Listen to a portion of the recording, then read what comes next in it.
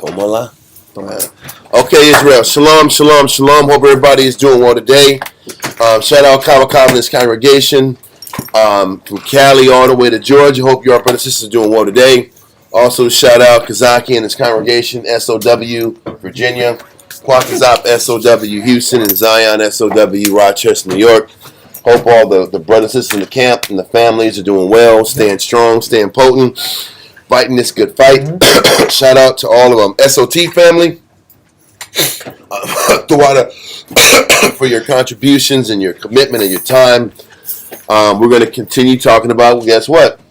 Shame. Back on shame. And, you try to get through it and get to the next point. It just doesn't. A lot of times the Spirit don't let you just move as fast as you want to go. So we're going to kind of go with the flow. This should be the last topic on this part until we get to the next part. So the title of the class is Israel Shames the Most High First, setting up our shame. Last week we went into Ezekiel 16, and we went into how our desire for idolatry and our desire for more got in the way of all the blessings the Most High had continuously provided for us. How He built us up from scratch, built us up from nothing, gave us an opportunity to be repaired and redeemed and have a relationship with the Heavenly Father. And in return, all we said is, whatever the Lord provided us was not good enough. We want more.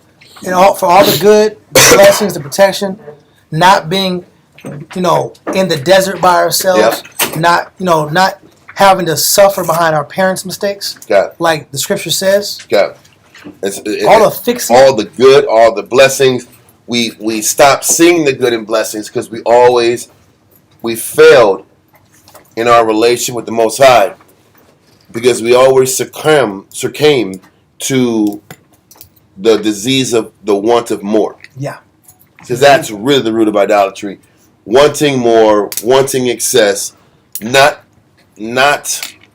being appreciative for what the Most High has given us, and just being appreciative for what's in front of us. But we'll tell ourselves, we have this new thing in front of us, this is cool, but what about the next thing I want? And then once you get the next thing, it's cool, but what about the next thing I want? That sickness is what made the Most High look at us as adulterous, as a whorish nation or a whorish woman in the Most High's words. So we're going to continue on that theme and start off the chapter or the class with Hosea chapter 1 and verse 1. We're going to take our time dealing with Hosea 1 and verse 1. Hosea chapter 1 and verse 1. The word of the Lord that came unto Hosea, the son of Beeri, in the days of Uzziah, Jotham, Ahaz, and Hezekiah. So he's saying during that time span that King Uzziah, Jotham, Ahaz, and Hezekiah were living and operating, this is when the prophet Hosea was on earth, teaching, prophesying, and just being that mouthpiece of the Most High. Read on. Kings of Judah, and in the days of Jeroboam, the son of Joash, king of Israel. When it says the days of Jeroboam, Jeroboam died way before King Uzziah was living. But what it's saying is during the time of the reign of Jeroboam. And of the reign of Jeroboam, you had Ahab and his wicked wife Jezebel and all that wickedness that was going on.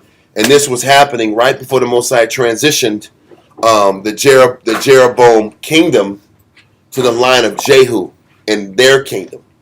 Just a little background information historically to what we're reading and keep it in context. Read verse 2. Come, the beginning of the word of the Lord by Hosea. And the Lord said unto Hosea, Go take unto thee a wife of whoredom. Listen. For every one of us, or any one of us, that ever wants to complain about the life the Most High has chosen for us to live, the next time you want to sit back here and complain about how many hours we work, the next time you want to complain about your paycheck, the next time you want to complain about all the counsels that are required of you and all the sacrifices you have to make, you should read this chapter, or books in Ezekiel, or books in Isaiah about what the real prophets did. Because you got to sit back and say, hey, or we might be trying to be like teachers and prophets, because I'm going to say this, we're not even prophets. We're not even in that league of prophets. We're teachers. Remember Paul said he's given prophets, he's given teachers, and he gave all these different clarifications of the offices of the chosen. Teachers were on the latter, I guess. I think it didn't it say thirdly teachers? I think it said thirdly teacher, because I mean something was better than that. It was a first place, a second place, and a bronze. We're pulling in the bronze. Yeah. 1 Corinthians 12:28. It is really report. And the Most High has set some in the church. First apostles. Listen, apostles, we're not. Who was an apostle? Paul. Are we acting like Paul? Have we ever done anything like Paul? No. So these Jews that are talking on the street corner, working their comfy jobs and being weekend prophets, no, you're not doing what Paul did. Let's get that out of our head. Continue. Secondarily, prophets. Now we're going to read what prophets were required to do in biblical times. And once you read this, you're going to say, damn, I'm not really a prophet like I might tell myself I am. Not Jeremiah here. You're not Jeremiah sitting back here stuck in poop unto your damn neck. And eating. How do you eat bread when you're in chains? And you're sitting in excrement? How do you eat bread? Listen. So are you going to grab it and eat everything around what you just put your fingers on, which was full of crap? How are you going to eat your bread? How are you going to survive? Anyway, that's not the point I'm driving. We're not prophets. Continue. Thirdly, teachers. The best we can classify ourselves as teachers of the scriptures, teachers of the law. Why am I saying this? Go back to reading Hosea chapter 1, verse 2. Verse 2 from the top. The beginning of the word of the Lord by Hosea. And the Lord said to Hosea, Go, take unto thee a wife of whoredom. So the Most High said, Hosea, you're my son, you're my prophet. What I want you to do, I want you to feel what I feel. Because isn't that what we talk about when we talk about following Christ and following Christ's example or following Christ's example? You read about the Peters. If you're going to get to the nuts and bolts of it, we have to go walk the same path Christ walked. The prophets back in the day had to walk the path to mirror how the Most High felt about his children. That was a duty. We were required to walk and experience all the same emotions that the Most High had about us being his woman. So the Most High is telling Hosea, listen, I want you to go to the east side. Or I want you to go to whatever side of town women of the night roll. And I want you to pick one from the street that's working the corner, and I want you to marry her. And I want you to rep that. I want you to put a ring on that. If you like, I want you to set up some pretty woman situation. That's what I want you to do. This is the order the Most High gave Hosea. Listen, so for anybody that wants to act like, because they sitting back here and can teach on Saturday and talk about the fall of the white man, cool. But are you going to do this? Some have. Some have. Yeah. Some have. But not with ones with common sense and some brains on them. Well, he lost a can doing that. That's another story. Well, that's another. I'm not We're not going there. That is not the point I'm trying to go. That was a choice. Let us not do that. He was willing to choose. Slavery was a choice. No, people that want to like have righteousness around. I want holiness around. Listen, that was not scripted. So we're gonna stick to script to paint a point. The Most High gave Hosea an order to go to whatever your Anytown, USA streets is Go to Memphis. at around 2 a.m. Go to Memphis. Go to Memphis, man. Go to whatever whatever block you got to go to. Whatever block, cats run at 2-3 o'clock in the night. On the blade. That's the one. If you see on the blade, the blade. She's on the blade, man. That's the one. Don't choose it, man. I didn't know that the blade's a word. The blade. They call you married that broad. You married that broad. Yeah, I married that broad. Okay, the picture is being painted. They call fairies. Okay. There's a song like I forgot what it was like. She's a fairy. Yeah. Like she's a Pimp C said. yeah. No. But they call themselves fairies. Okay, there's a lot of different names to explain it. There's many Besides- names. there's There's a lot of names for many what they names. There's many names. There's a lot of names for what they claim. Okay. Listen, you know that there's some pimpage here when there's some rhyming of words to explain the situation. Yeah, Okay, so I like that. the Most High is saying, go on the blade. Go on the blade, Hosea, and find something. Yeah. And choose that person that you picked on the blade and take her as your wife. And he's like, I want you to take her as your wife so you can feel how I feel. And the nation can see you go through this humiliating circumstance so they can hopefully realize this is what they're doing to me.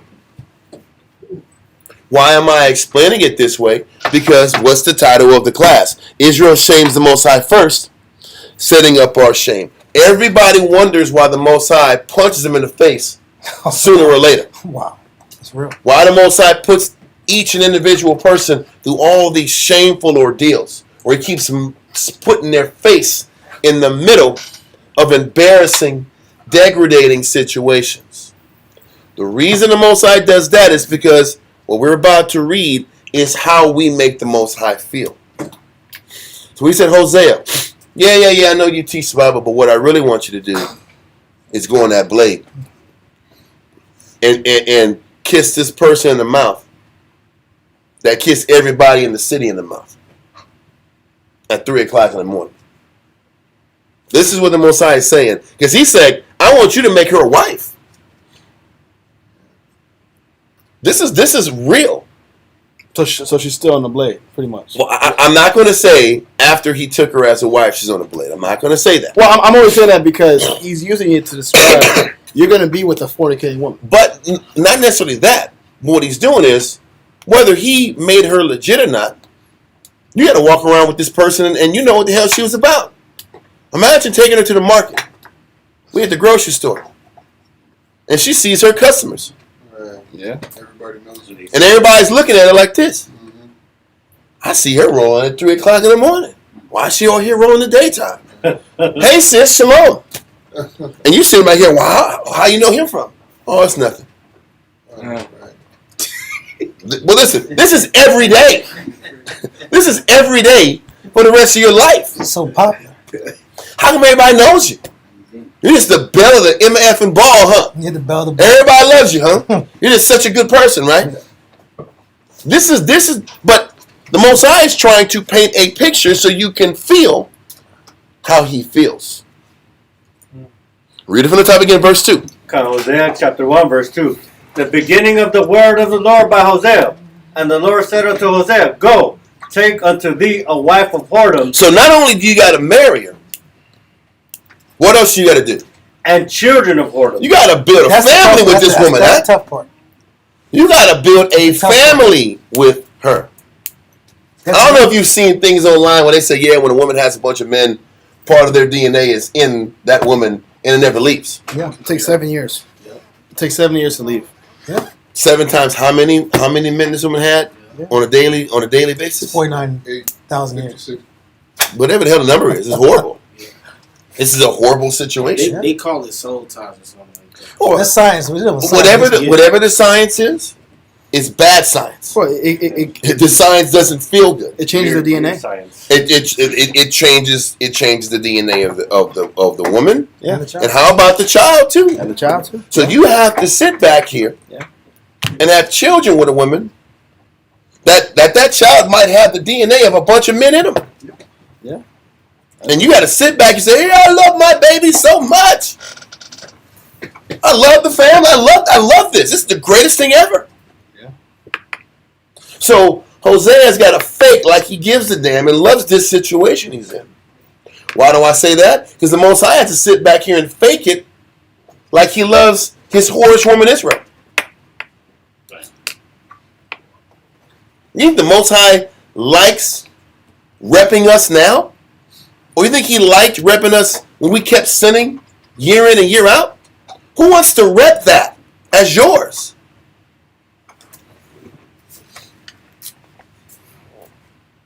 Read it again from the top. Come. The beginning of the word of the Lord by Hosea.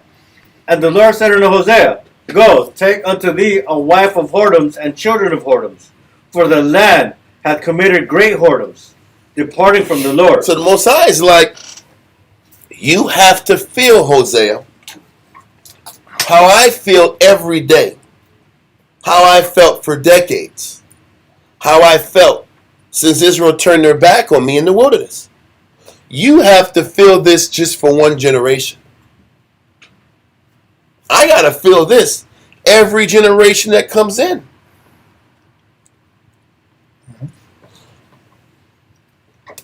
That's a tough, very difficult pill to swallow. And what we're going to do is hold that, go to Ecclesiasticus, chapter 26 and 7. Come. Read that. Come. Ecclesiasticus chapter 26. You said verse 7, correct? Verse 7. Come. Reads.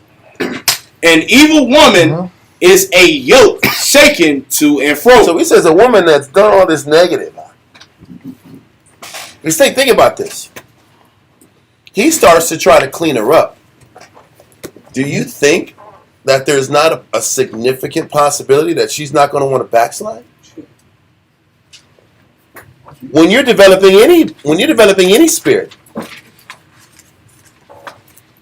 do you think brothers or women, when you're working on a spirit, do they not revert back to their old ways when you're developing them? Mm-hmm. So if Hosea is ordered to deal with the person that's on the trap, that's on the blade, trap, working the next trick, whatever you want to call it, you don't think those tendencies start to happen in the midst of him cleaning her up? They say bad habits die hard or something like that. Well, yeah, done. But this is what he has to deal with. So he says a wicked woman or evil wife is a yoke shaken to and fro. Meaning you have to carry this burden on your back. Hosea has to deal with the burden of a woman that's just not changing. That refuses to adjust. This is how the Most High feels with us. The Most High feels like he's stuck with us. Why do I say that? You got a bad deal. I got a bad deal. I picked the wrong people. And I'm stuck with them. Because if I quit them, then I look like the fool. Yeah. Didn't Moses tell him that? You're going to be embarrassed in front of the nations because you chose him. Now you're going to cut him off? Then you look like the fool. Yahweh, you have to stick with this people whether they like it or not. So that is the perfect example of what a ball and chain is. I'm stuck with a person I don't want to change. Yeah. How does that feel? How does that feel? Because this is how we make the Most High feel when we don't change. It's like having a woman that keeps repeating their negative, and you got it, and there's no out. There's no escape. There's no bill of divorcement. Because the Most High is not saying, Hosea, if she pisses you off, dog, cut her off, man. No, he's like, you're stuck with this choice, regardless of if she relapses, falls back to her own ways. Don't forget. Remember in the time of the judges, remember there was this one Judite sister who left her husband. Yep. Went back to her family. Now, she went back to her vomit. Her vomit was just going back to her family. Yeah. What's this woman's vomit? She going back in the streets. Because you know what? This woman valued freedom over being honorable. Just like who? Israel. We chose freedom over being in order. So the Most High is sitting back here putting Hosea through hell.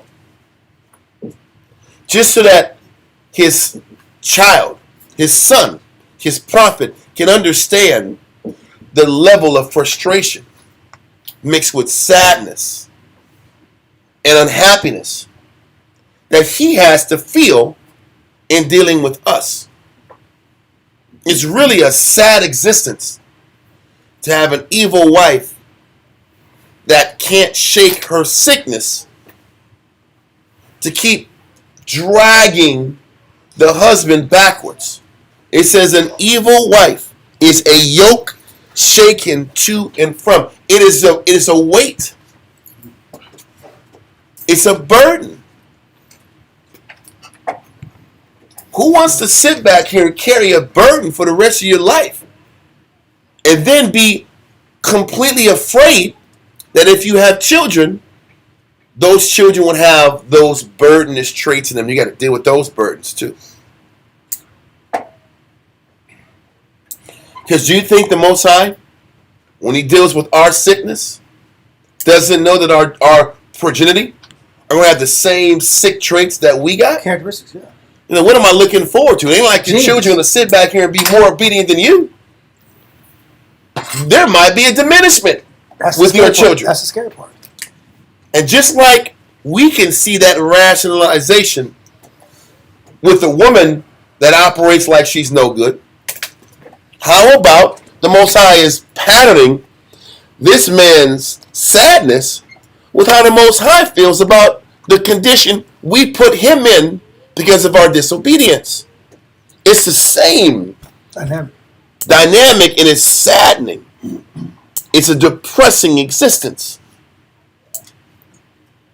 But that's why I say, are we really prophets? This is a prophet. This guy is living the book. One would say that his whole life is suffering. And was it necessary? Did it have to be this way? Did the Jews change because he did this? Moses didn't go through this. Did the Jews change because he did this? Nope. Hell no, they didn't change. They kept sinning. So did it change anything? Major point. Because that's what attacks us when we're doing hard things.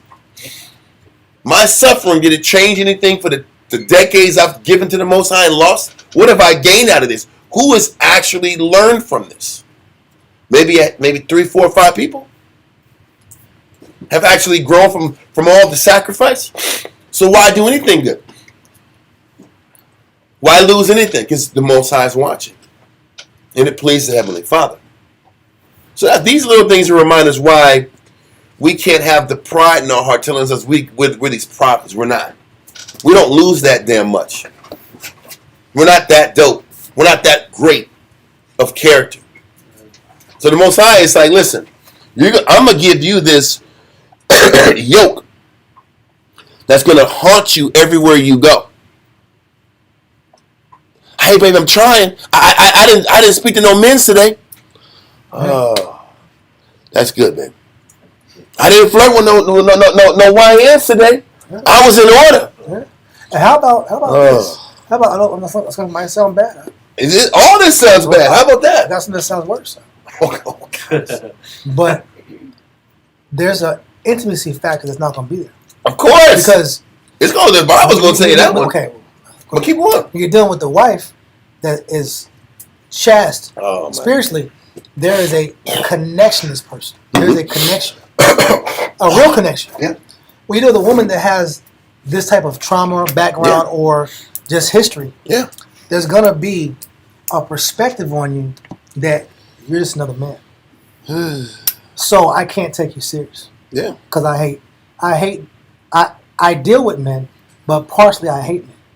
So I can't take you serious. So that's technically the premise that we deal with the Most High. I don't want to take you really serious. We're together. This isn't really marriage. You call it marriage, call what you want to call it. Okay. This ain't really serious to me. And I'm not really that connected statement, like that. That statement is part of that yoke that you got to carry with you every day. It's the shame.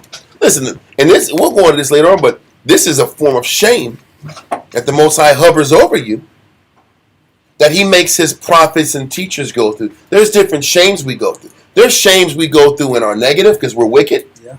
And the Most High also shames us because he's trying to get us to grow more. Yeah. And that's one of the last topics we'll deal with on shame. Some of us, all of us, the closer we get to the Most High, have to get shamed to show the Most High how serious we are to serve Him. Most High is embarrassing this man. You're a prophet of the Lord. You got to sit back and marry some streetwalkers out and rep it and love her and build her like she's a wife, like she's an honorable person. We've gone over class about how Israel was about honor.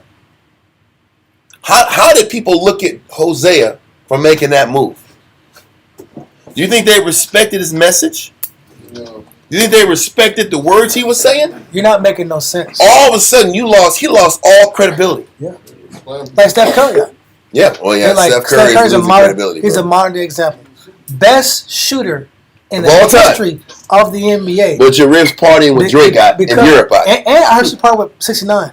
What his name is? Yeah, Takashi. So now she's becoming a... I don't believe that was... I heard that, but I'm just saying... Listen, she was in the plane. In the plane, hanging out. Huh? She was sitting back here in the air with Drake and his entourage, his boys. And then she's sitting back here with like 4 or 5 girls hanging out with Drake and his you-know-whats. And nothing happened. All right, bro. And Curry shooting jump shots, scoring 40 He's points in the a game. gym, focusing and trying to lock up for the championship. And she's sitting back here running the streets. Yeah. And she said 1,000 times, I'm mad because I don't get enough male attention. And amongst the men of Judah, and I got to walk around here with this person. At the game. After the game. When you win the championship. And they're looking at her like, who is she messing with? Because she knows, she's telling everybody she wants somebody else. Yeah, she's signaling out there. She's telling everybody that. Without saying it. Or she's actually saying it. And he's getting clowned by other people. Like, recently, he got clowned by a comedian. Not Eddie Griffin. It was another guy. Doesn't matter. Point is this. That's shameful. He's trying to be an honorable man, and he looks like a sucker. Just imagine how Hosea felt. And he didn't even want to do it. But he had to do it.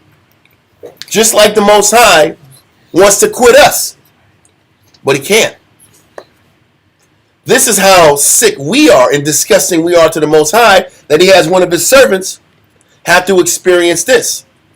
You know what I mean? We look at ourselves in the mirror and we say, yeah, I'm trying, man. I'm doing my best. I'm really giving myself to the Most High. Is that how the Most High looks at you? No.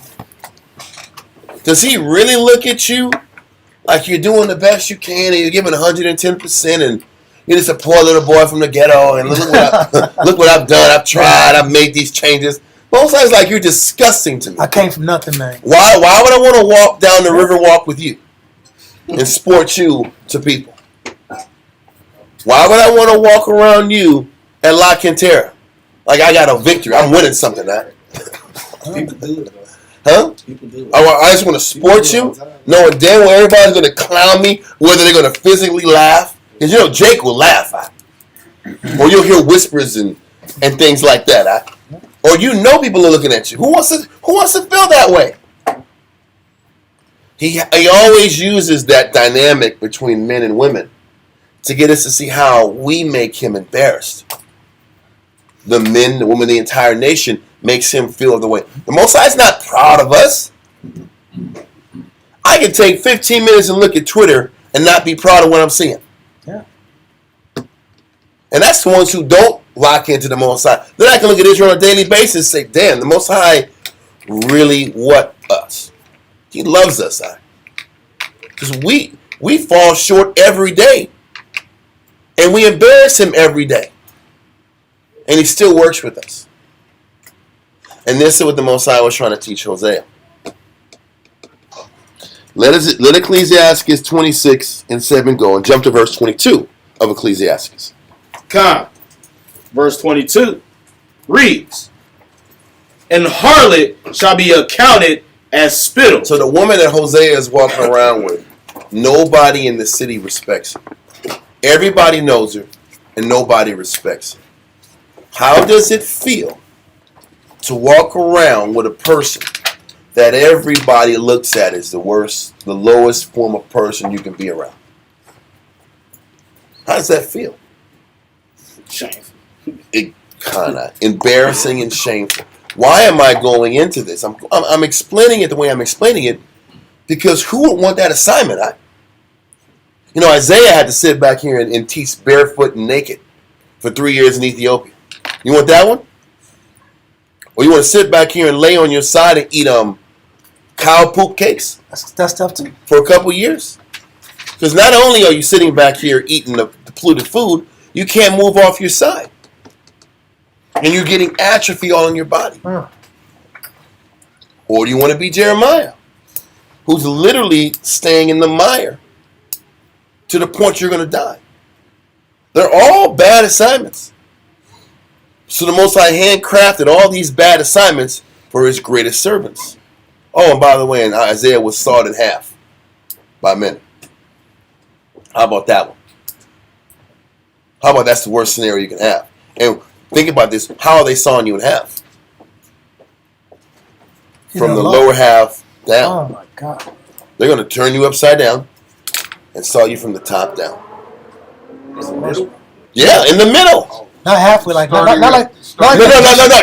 It's not in your your stomach like this. No, they're stringing your legs up and they're extending them, and they're going to town because that way you won't die quickly. You're just gonna bleed out until they get to your heart and your organs. To get to your heart, so you're gonna feel everything until you get to your neck. You want that one? Which one you want? Then it's like, how I'll take picking the streetwalker for 200. Listen, got it. In comparison, that's what I'm saying. Well, Job had a hard time too. God, let's not forget. You lose all your family, everything you built in righteousness. It wasn't like you was operating, running streets and running drugs out and they kill your family out and then you do good again. Oh man, the Lord made it happen. No, you did good and lost everything. Then you had to be positive enough to regain it. And your friends didn't support you. But what's the point I'm trying to say? I ain't even want to go on all that. I'm just showing you through this chapter in Hosea 1 how uncomfortable and how can you get close to this person? How can you want to get close to this person? Then you got to ask yourself, how does the Most High try to get close to us? Good question. How great is He that He keeps trying with us?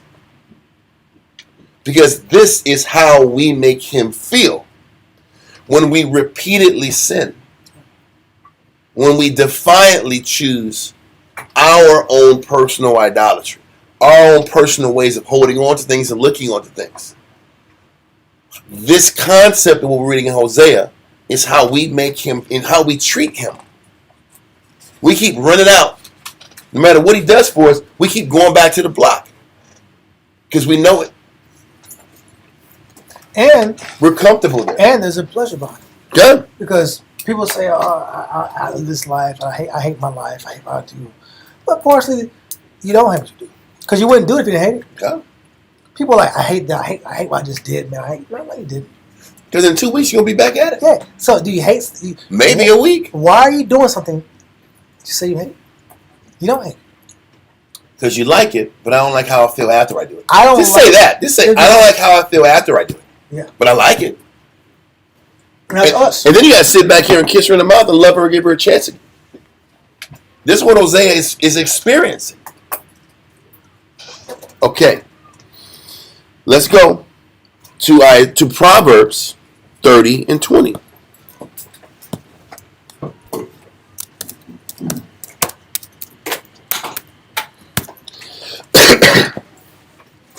Proverbs chapter 30, verse 20, whenever you're ready. Let's read that. Proverbs chapter 30, verse 20. Such is the way of an adulterous woman. So, he's explaining what Hosea has to deal with on a daily basis. This is what's looming over his head. Read on. She eateth and wipeth her mouth. She does the dirt. She falls back into the wickedness that she normally falls into. Then she wipes her mouth. She covers her tracks. She understands how to hide the offenses. Read on. Yeah, that's it too. Wiping your mouth, we know there's a visual cue that goes with that. Also, wiping your mouth is lying. But that's my point. You're hiding the evidence. You're hiding the proof that you did it. You're hiding the trail that you did it. And this is the type of caliber of woman that he has. Didn't the scripture also call Israel lying children? Yeah. Don't we partake in whatever we want to do? Yeah. And then we front and lie to the Most High like we're on point? Like we're doing the best we can, that we're trying the best we can, that we're really honorable men and women? We do the same thing because we're adulterous women. So, this adulterous woman partakes, wipes her mouth, read on. And saith, I have done no wickedness. So what does that mean? What do you think the marriage is based on then, that Hosea has with this promiscuous, whorish woman? So now, not only does he have a woman that's a whore, he has a woman that he can't trust. So the question is, where's it coming out? Because people say, how can you be happy in an existence in a marriage when you don't trust where this person? I'm going to the store. Well, then how come you're an hour late? Yeah. Oh no, there was just a crowd. Oh no, I don't believe that. The weather. I don't believe that. I don't believe this is weather. No, you know what? You can't go nowhere without me being there. But then, how can you live like that? Not trusting what this person is doing. You're going to be a Nazi at the house. Because listen, but he got to preach the word. So he's on the road all the time. He got to teach the word. Moses said, go over here. Well, who gonna watch my whore that I married, that you told me to marry? Nobody. And then you got to deal with whatever the hell she does. And you don't think the Most High is requiring him to love her too? That's why he says marriage. Because this we can conceptualize that or whatever. I won't give a damn about it. That's the easy game. You can say that to get some kids with her. Like I'm not even in this. How's she gonna raise the kids? How's she gonna raise your daughter, bro? How's she gonna raise your daughter? Until you're there. And you're all the way invested. Your nose is like you got an African nose. That's real. What African nose? Yeah, your nose is wide open. Your nose wide open because you're completely immersed in this situation. Yeah, Jackson knows that. You're just immersed. Old Jackson, not old Jackson. Old original Jackson. Or that African mouth plate out. Your mouth's wide open. Your mouth is wide open, and you got the plate in there. You're all the way in there. Oh. What is this? I love it. Yeah, there's an old video about this guy. She was violating, and he acted like nothing happened. Like, oh, but she violated embarrassment in public. This is what Hosea's dealing with. He has to act like it's all good. That's my point. He has to sit back and walk around here and smile like he made a good choice. Yeah, and everything's gonna be okay. But the Messiah is saying the same thing about us. This is the beloved house of Israel. These are my chosen kings and queens and princesses. These are the chosen of the Lord. Shalom, King. And the Most High like these NIG-lets don't deserve my time. I gotta rep these dudes like they're gonna be the future rulers of the planet Earth. Are you serious? They're disgusting to me. I don't even want to rep them. I'd rather raise rocks up. Esau is the end of the world. Get out of here. Read it again. And Jacob. But listen, Jacob, that three-letter word woman that's running the streets that you can't trust. They're gonna be the ones. Don't forget. Why will Jacob be the world that runs the world at the end? Why and how? He has to completely change our heart. Mm-hmm. He has to completely change all the inward parts of what makes us a person. Think about this. If you are driving give me a name of an old car that everybody likes to drive. Monte Carlo? Thank you. That's the Detroit edition like that. 78 Monte Carlo, right? Yeah. So what if you sit back here and replace all the interior of the Monte Carlo with an Aston Martin V12 engine, then top-end leather inside the Monte Carlo? Then what is that? Is that car a Monte Carlo anymore? No. Is it a Monte Carlo or is it an Aston Martin? Aston Martin because of the motor. So then is Jacob really Jacob when the Most High changes our spirit? We're a whole new person. So what's the Most High saying? Yeah, the literal name of the people is going to be the same, but the entire person is going to be different. They'll rule the world. Do we teach it like that? Yeah, we're the chosen. The chosen. No, are we really the chosen? How we think? Do we think like the chosen? Well, they're embarrassing. Do we control our emotions and our lust like the chosen? No. Hell no, we don't. Oh, that chosen. And Esau, you know how wicked the white man is and wicked the nations is? We roll just like the nations. Who likes the vices that the nations made? We can talk about the nations all we want. Israel tunes in and taps in and partakes in the vices of the devil. They put cocaine in our neighborhoods, and they put abortion clinics in our neighborhoods. And did we not? You know what I read? I read that Margaret Sanger in the 20s got with like W.E.B. Du Bois and all the black leaders, sellouts. And they taught her how to get to the black neighborhood, and she funded a lot of these black organizations, a lot of the black churches, so that they would push abortion clinics in the black neighborhood. Yeah. Did you know that MLK got an award from Margaret Sanger in her eugenics project? That's a whole other story. Yes, amazing. It is. That's amazing. But it's the truth. And Martin Luther. Did I say Malcolm X? No, Martin. Yeah, Martin Luther King. I was gonna make sure Martin Luther King got an award from Margaret Sanger, and all she's pushing is this eugenics, killing off babies, Planned Parenthood. And she called us, quote unquote, human weeds. And Martin Luther King was sitting back here, and to a degree in line with that. How about that? How do you think he was financed?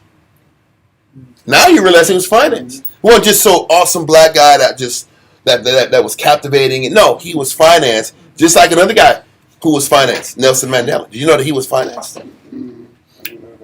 I believe it. These guys were financed. He gets mad TV airtime. But listen, they were financed by George Soros. How about that one? How about George Soros putting in?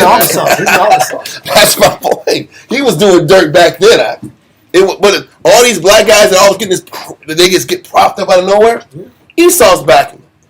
What am I saying? We want to pump our chest like we're just these great people. The only way we're going to make it to the kingdom is if he changes all the interior parts that make us who? Us. Because if he don't do that, we're going to be disgusting to the Lord. Because right now we're disgusting to the Lord. Listen, I know it's almost like we're always teaching about how we're the worst of the worst of the worst, but let's keep it honest.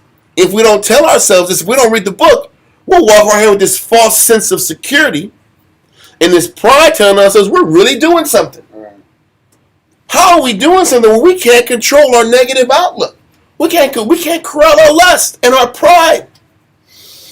And when you don't corral your lust and your pride and your outlook, you're that streetwalker that's sitting back here and thinking Hosea did something, and that all of a sudden she's not the hoe anymore.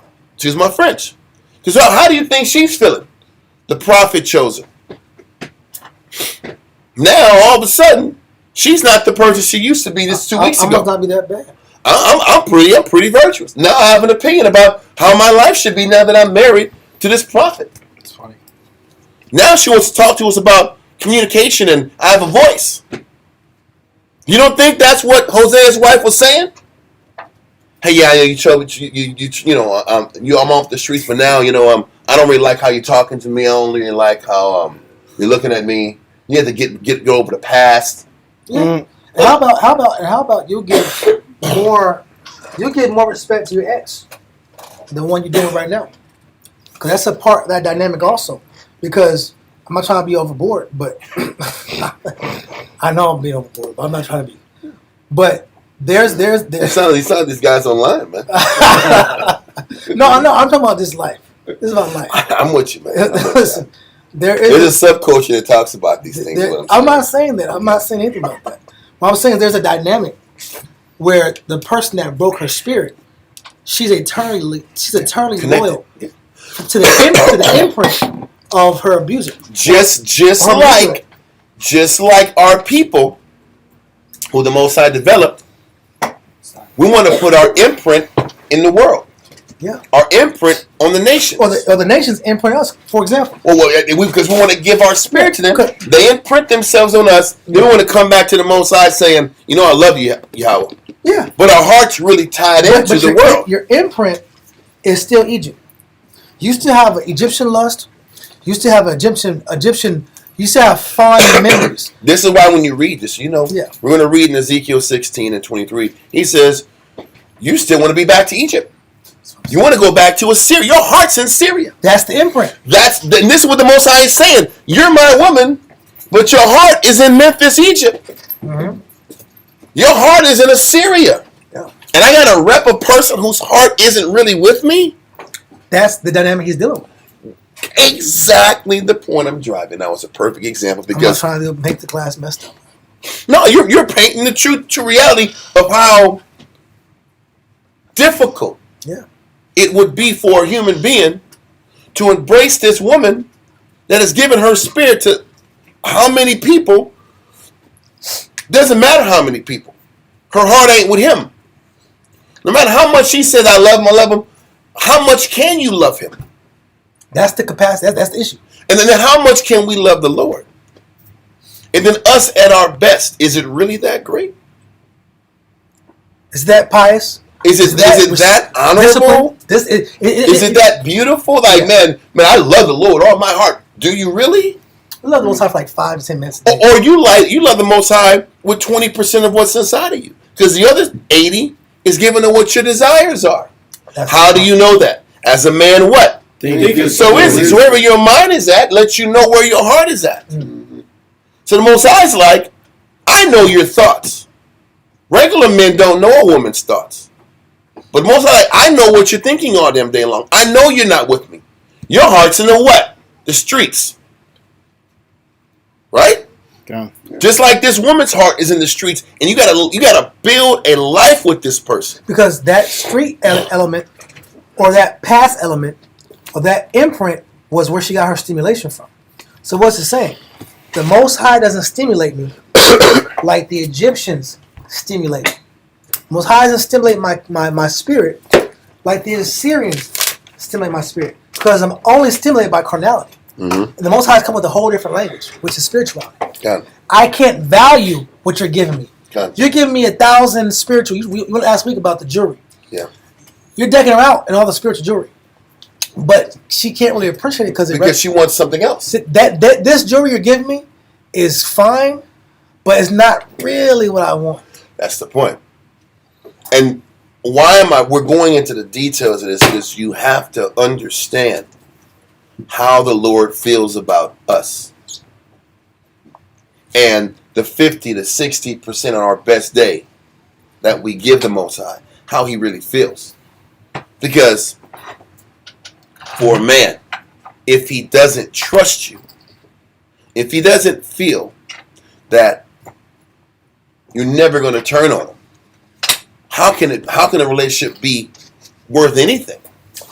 He's like, this woman he doesn't know. What's she going to do? And if she has the capability of partaking, doing dirt, covering up her tracks, and giving you a kiss when that happened, how can you ever trust this spirit?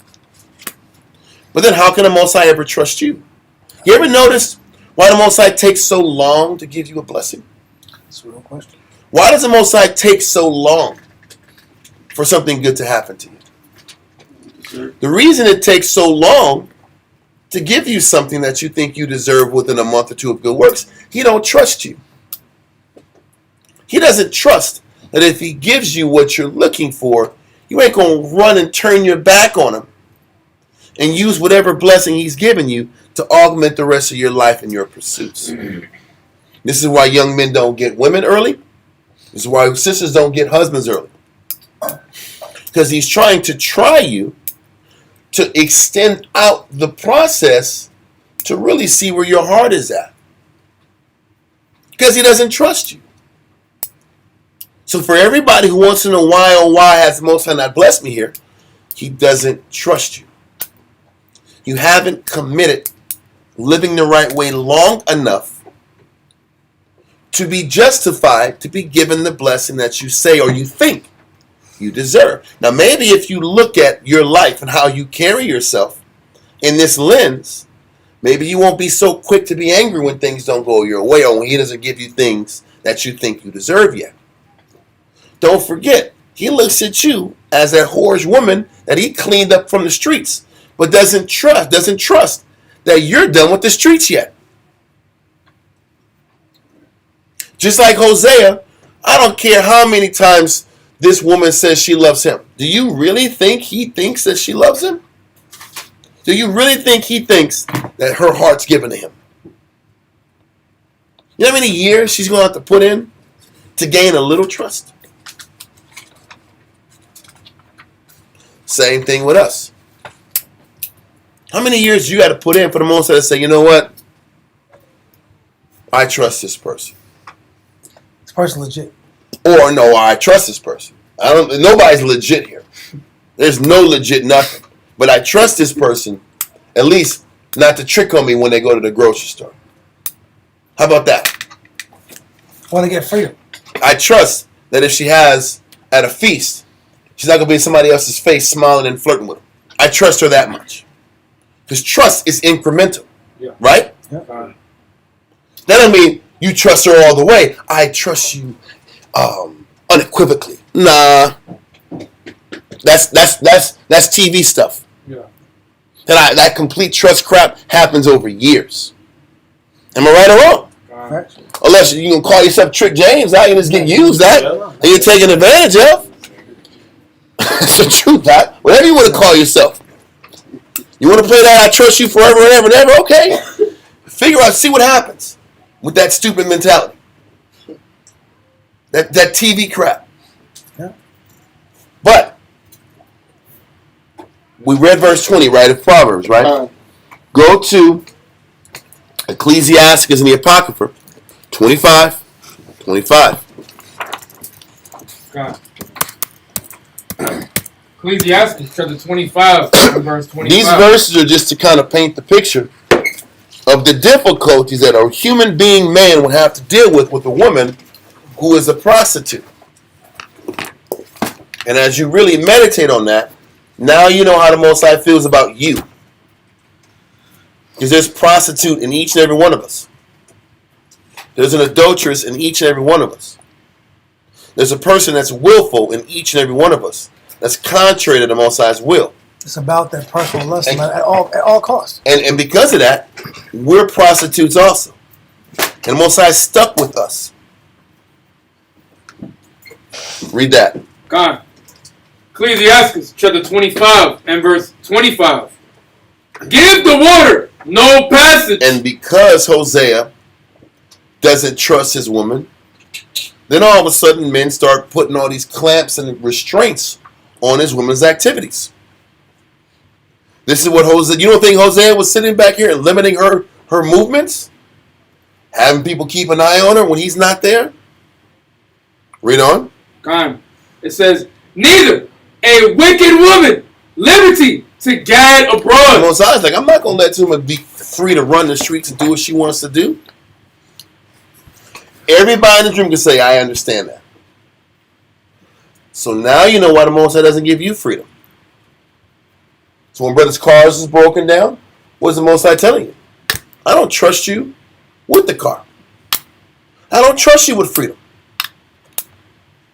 When the Most High limits your finances, I don't trust you with extra cash in your hand.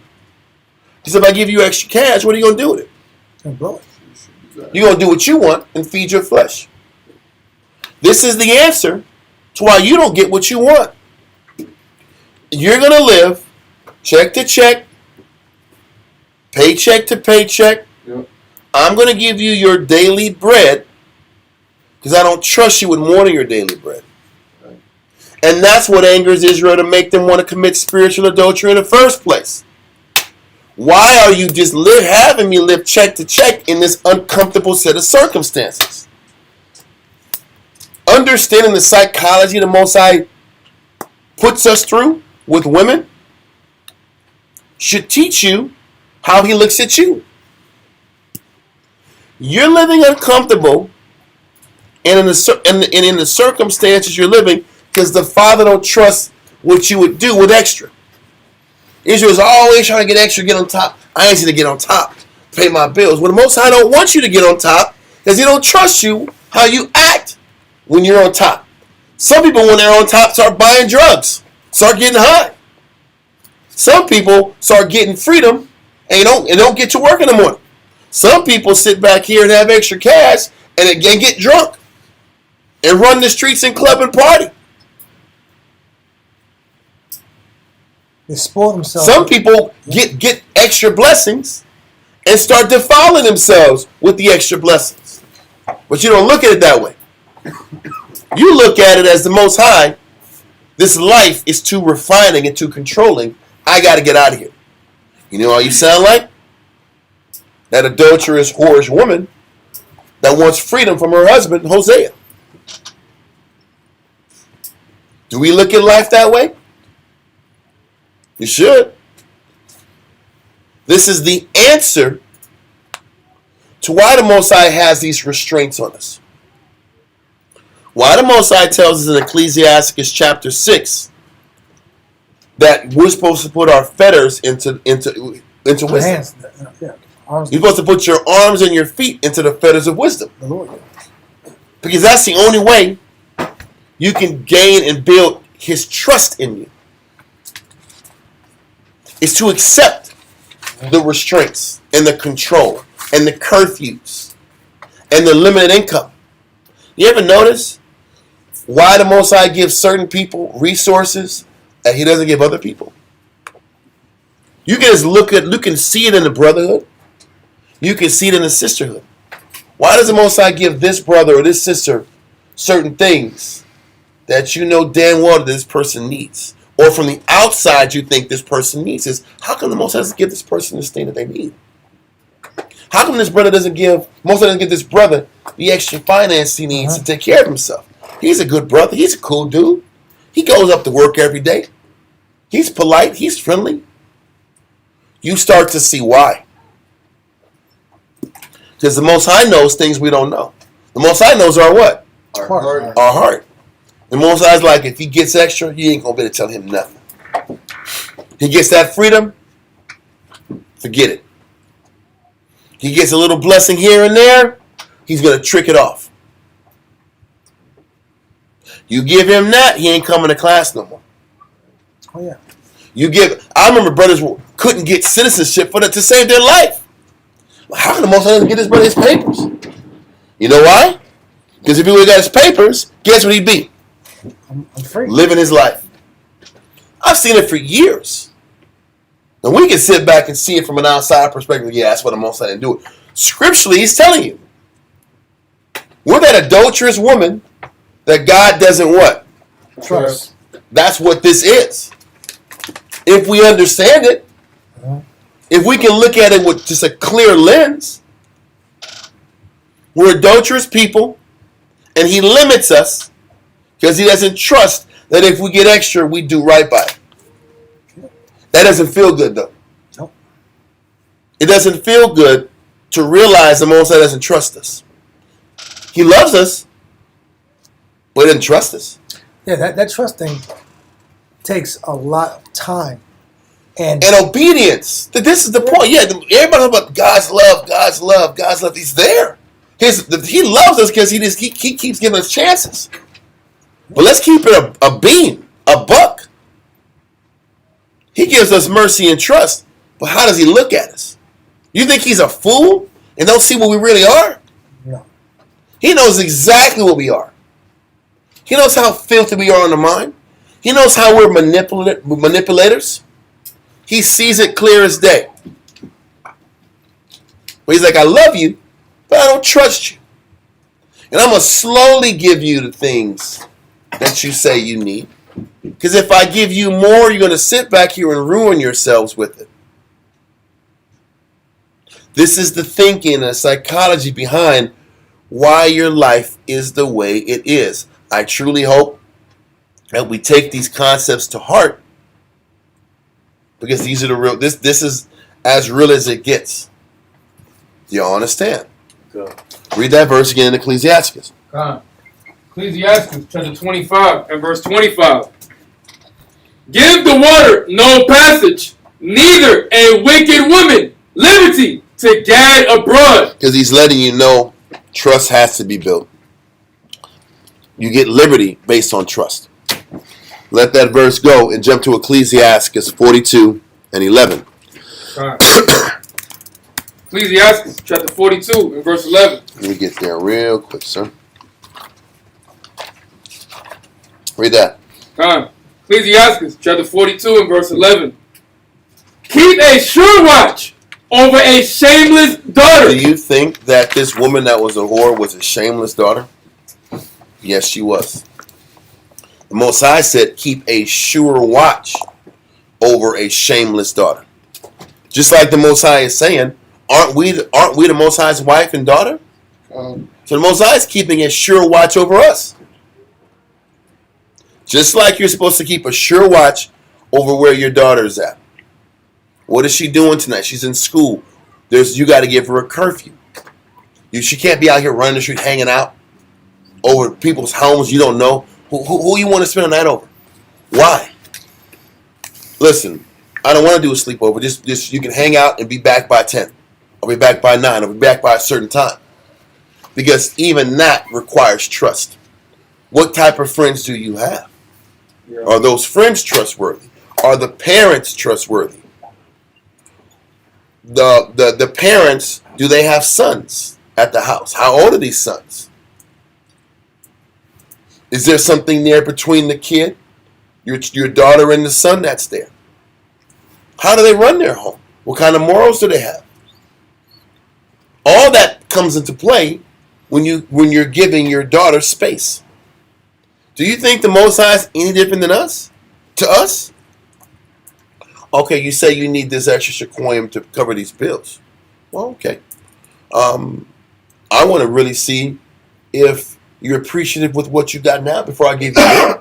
Why would I give you more until you show me that you can handle what you got here? You haven't maintained a positive outlook with your condition where you're at now to get more. Why would I give you more money or more resources if your outlook is still crappy? Why would I give you a husband if you can't appreciate the life you got now? Why would I give you a wife if you can't handle responsibility right now? If you don't want to study now, why would I give you a wife? Just to have sex with and not teach? If you're a poor example in the camp, why would I let you have a wife so you can be a poor example for her? Why would I do this? What am I trying to do? I'm trying to show you the thinking of a person that doesn't trust the person he's responsible for. Mm-hmm. And if you can understand that, you can understand why the Most High don't trust you. Or his trust is limited based on what you have proven you can handle. Everybody wants blessings and to grow, but hasn't earned the trust from the Most High to gain it. And then once you earn the trust, the blessings come like this. Because when you're meant to have a blessing, it just falls out of the sky and you don't got to fight for it. For those of us who understand what blessing look like, you can't get rid of the blessing even if you want it. It's right there. It's not going nowhere. Have you felt that? Have you noticed that? Have you experienced that? When it's meant to be, you can't get rid of it. But then when you want something and you ain't earned it, you're fighting, you're trying, it don't come through because you ain't earned it. But can you look at it that way? Or do you say it's a conspiracy and things is messed up and I'm being treated wrong? It's a C-O-N, conspiracy. It's the carrot. Israel says it's common. They say it's the carrot trick. Yeah. The carrot and the horse did. Yeah, because you still got to work hard to earn the carrot. But the funny thing is the carrot and the horse trick is only part of the story. Because the carrot is dangling in front of the donkey so the donkey can work harder to go get the carrot. But in Israel, you don't get the carrot until you don't want the carrot no more. Let me rephrase it. You'll get the carrot when you're okay whether you get the carrot now or not. And you're okay with just the additional trident pace that you have to work to get the carrot. You're okay with working hard to get the carrot. Even though if the carrot doesn't come or not, you're okay with the pace you're at. When you get to that, that's when you get the carrot. Did that make sense? I want to make sure that example made sense. The Most High sits back here and has us work and operate at a certain pace to get the blessing that we say we want. But he draws out the blessing long enough to where you have to decide, am I going to keep this pace up, whether I get this carrot or not? And once you make the decision that you find joy in just operating at this pace and you can see the lessons and benefits that come from it, then you may or may not get the carrot. And I say may or may not, because you still might not get it, but you have to be okay with getting it or not. Then you have a greater chance of getting the blessing than not getting the blessing. Hope people understand that. Read that verse from the top again. God. Ecclesiastes chapter 42 and verse 11. Keep a sure watch over a shameless daughter, lest she make thee a laughingstock to thine enemies. Listen, Hosea is already embarrassed for the woman he got. That he has to walk around with them to the market with, and walk around in places of commerce in the city. He's already a laughingstock. So he has to sit back here and tighten up the reins even more because he doesn't trust this person. Because he doesn't want any more embarrassment. This is another aspect the Most High has with us. He sits back here and doesn't give us too much to embarrass him anymore. Oh, it's crazy. I can't bless you. Because if I give you more, there's a great chance you're gonna embarrass me because you're gonna take advantage of what I'm giving you and defile yourself with it. Like we do. Like we always do. How many times brothers get new cars and wreck them? Heavy ass foot going 80 miles an hour in a flipping 60 mile an hour zone. And you told I was having a good time. This is what Israel does. They tear blessings up. Before that, it's why Or I sit back here and run off ribs because we're being weirdos. There's a lot of weirdo men in Israel with weird philosophies and controlling crazy natures. Yeah, how come I got a rib? Like, what the hell is going on, huh?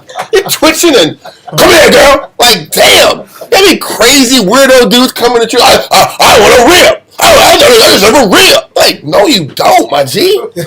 I've met into a lot of us, like, I'll be like this. Don't do it, sis. I know this cat. This cat be tripping. You don't want to take this one. You better get her from out in the streets, because anybody here, I'm like, don't do it. This cat has weird tendencies. I'm dead. You think I'm lying? I've been around a lot of different camps and cities. And brothers go to work to get ribs, but listen, you're going to destroy the spirit. You're going to destroy your life. I am never going to advise sister to choose a dude that's going to destroy her life. I'm glad that the Most High hasn't put me in a position to have to do that too many times. But I don't want to be some hating ass dude. Like, no, you don't want to do that, sis. I'm not saying I'm trying to bring you to me, but that's a bad choice. That is not a good choice. But the Most High is like, listen, I'm not going to give you more because you're going to embarrass me with bad conduct. I want to give you more blessings so you can exploit it and use it in your perverted, twisted way to make me look bad. This is why we tell men, listen, man, you got to learn how to teach and give and lead your family. You know how many bad stories you heard online about Jews using Russian roulette tactics to put women in order? I remember those days. Remember those Wild Wild West days in the 90s? All right, y'all, it's council time. Oh, man, dun, dun. Like the jaw, dun, dun, dun, dun, dun, dun. Yeah. And you got to sit back and go in a room with this crazy maniac sitting back here putting one bullet in the chamber and turning it around, huh? Because there's disorder in the house. You got a Bible in one hand and a goddamn revolver in the other. That's crazy. This is what crazy Jews do. I've seen it. There's been bad reports about that in this city. That's the cuckoo Jew.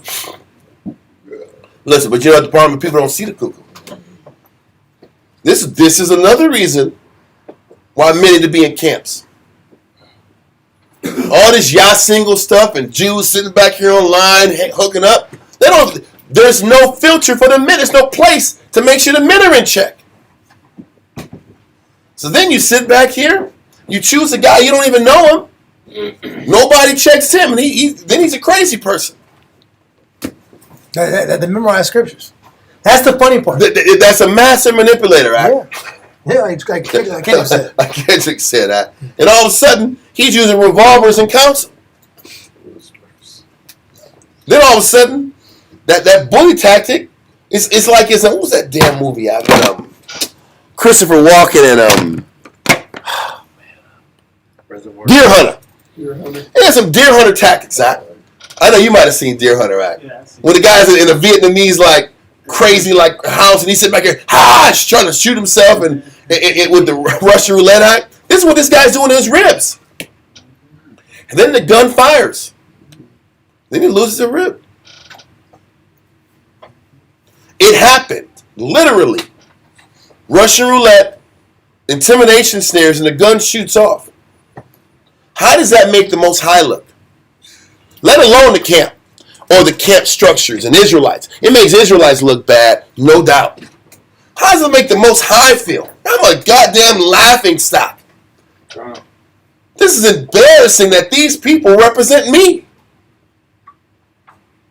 Why did I even give this idiot a chance to sit back here and take this position? Do you think? Why don't we look at things that way? Because we're too focused on what we don't get in our life versus realizing you're not mature enough for it. You're not mature enough for the second rib. You're not mature enough for the one rib. The sister ain't mature enough for her husband yet. If you ain't committed yourself to studying and obedience, why get a husband? If you can't control how you talk to people, why get a husband?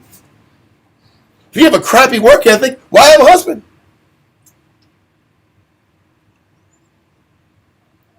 If you're going to run the streets all night driving around, why have a car?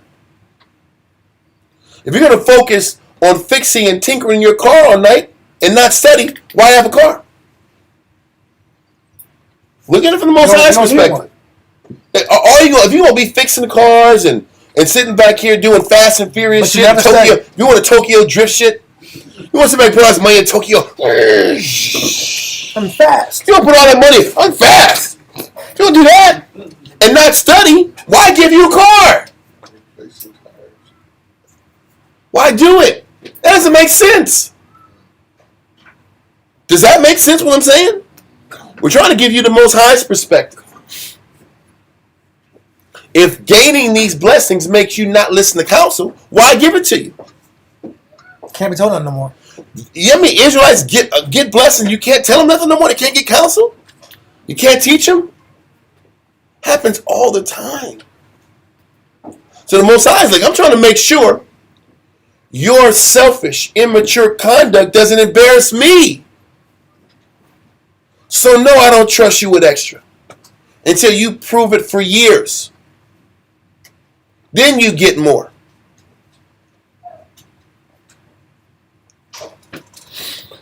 This is how you have to look at your life if you want to accept how the Most High plays ball with us. Read on. Ecclesiastes 42 and verse 11. Keep a sure watch over a shameless daughter, lest she make thee a laughingstock to thine enemies, and a byword in the city. Brother, and that's what the Most High is saying. We're already a byword in the city. We're already embarrassment in the eyes of the Most High. Why we got to sit back here, give Israel a bunch of stuff, and then make Israel look even worse? There's one thing that Israel makes us look bad. The nation in general, without the knowledge. You know, the Israelites he's taught the word to. Why give you more? And then make the nation look even worse. Think about what happened to that cat from Gorilla Hebrew Act. How did it make the Israelite camps look bad? It made us look bad. Suppose like, listen, I'm trying to control all these horrible reports that make other Israelites not even want to do this anymore. So I got to make it hard for you to trust that if I give you more, you can handle it. Let that go. Yeah, no, there's more in there, right? There's more in that verse? Read on. It says, and a reproach among the people, and make thee ashamed before the multitude. Mosiah is tired of our actions embarrassing him. Don't forget, he gave Adam everything. What did Adam do? Embarrassed him. He do it, but he embarrassed him. It's still that. When we sin and choose ourselves over pleasing him, we're embarrassing him. We are bringing reproach to him. We are shaming him before the multitude. He's letting us know how our conduct makes him feel. What's the title? Israel shames the Most High first, setting up our shame. Our rebellion makes him look bad. He can't take it. Just like if Hosea is choosing this whorish woman, is making him look bad, he has to take it. Who wants to take that? Nobody in their right mind. Let all that go. And go to Ecclesiastes 25 and 23.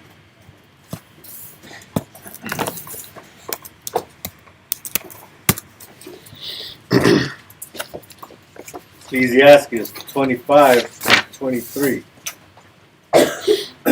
A wicked woman abated the courage. A wicked woman weakens your courage. Listen, what do you think Hosea was feeling every day? How can you feel proud about what your decision, if that's the decision you had to make? A negative person makes it hard to get up in the morning and do good every day. It's embarrassing. That embarrassment weakens you. That embarrassment of a wife that brings about all these bad reports weakens a man's confidence. I don't think sisters understand that. I don't think sisters understand that their rebellion weakens their husband. What is he fighting for? What is he fighting for if the person that's at the house is destroying everything with their rebellion? How discouraging is to abate the courage means to be discouraged. To destroy a man's confidence. Why does a man fight every day to be on point? Is to be a good example for his rib, so she can fight and be on point. When she does what she wants to do, then why come home? Why try?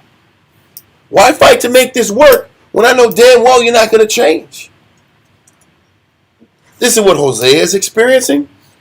This is how the Most High feels when he's trying to give us understanding and mercy, and we just keep screwing up. We keep rebelling. Then why try any of this? Why sit back here and work to make this marriage strong? When one side ain't even trying to fight. That wickedness, that willfulness weakens the courage and the strength of the other person to keep fighting to keep the marriage together. So what is he letting you know? The husband has to fight to be an example, and that wife has to fight to be in order and to respect that example. And if the wife ain't fighting to respect that example, then why should the husband give anything about nothing in this household? This is when men sit back here and say, forget it, we'll just let the house go then. We'll just let it all go. Let's burn our credit up and start over. This is why men talk like this. Why sit back here and spend this money and burn these resources when you're not trying? What's the point? What's the point of any of this? Let's go live our life, live our separate ways, and move on. If the wife ain't going to fight. It gets to the point, technically, where you got to look at it from a business perspective. And the businesses, what's up? You got a thumbs down? Congratulations. Keep going. You proved that. You got a 3 in Step there. back 3. You got step back. You got step back. Keep doing that. Earn that one. Earn that thumbs down now. Yeah. I don't like this message. Good shot. Out. That's hilarious. But and it's a silent. It's a silent thumbs down too. It's but keep going. I'm sorry. This is funny. Yeah. But honestly, I can't focus on it. You said something important. You said something important. Hopefully the whole class is important. No. Oh, business mentality. Yeah. What you're doing is there's a pros and a cons, a pro and con kind of thing going on. Yeah. Where it's like a little scale of life, right? Mm-hmm. And then everybody has this invisible pros and cons in the back of their head.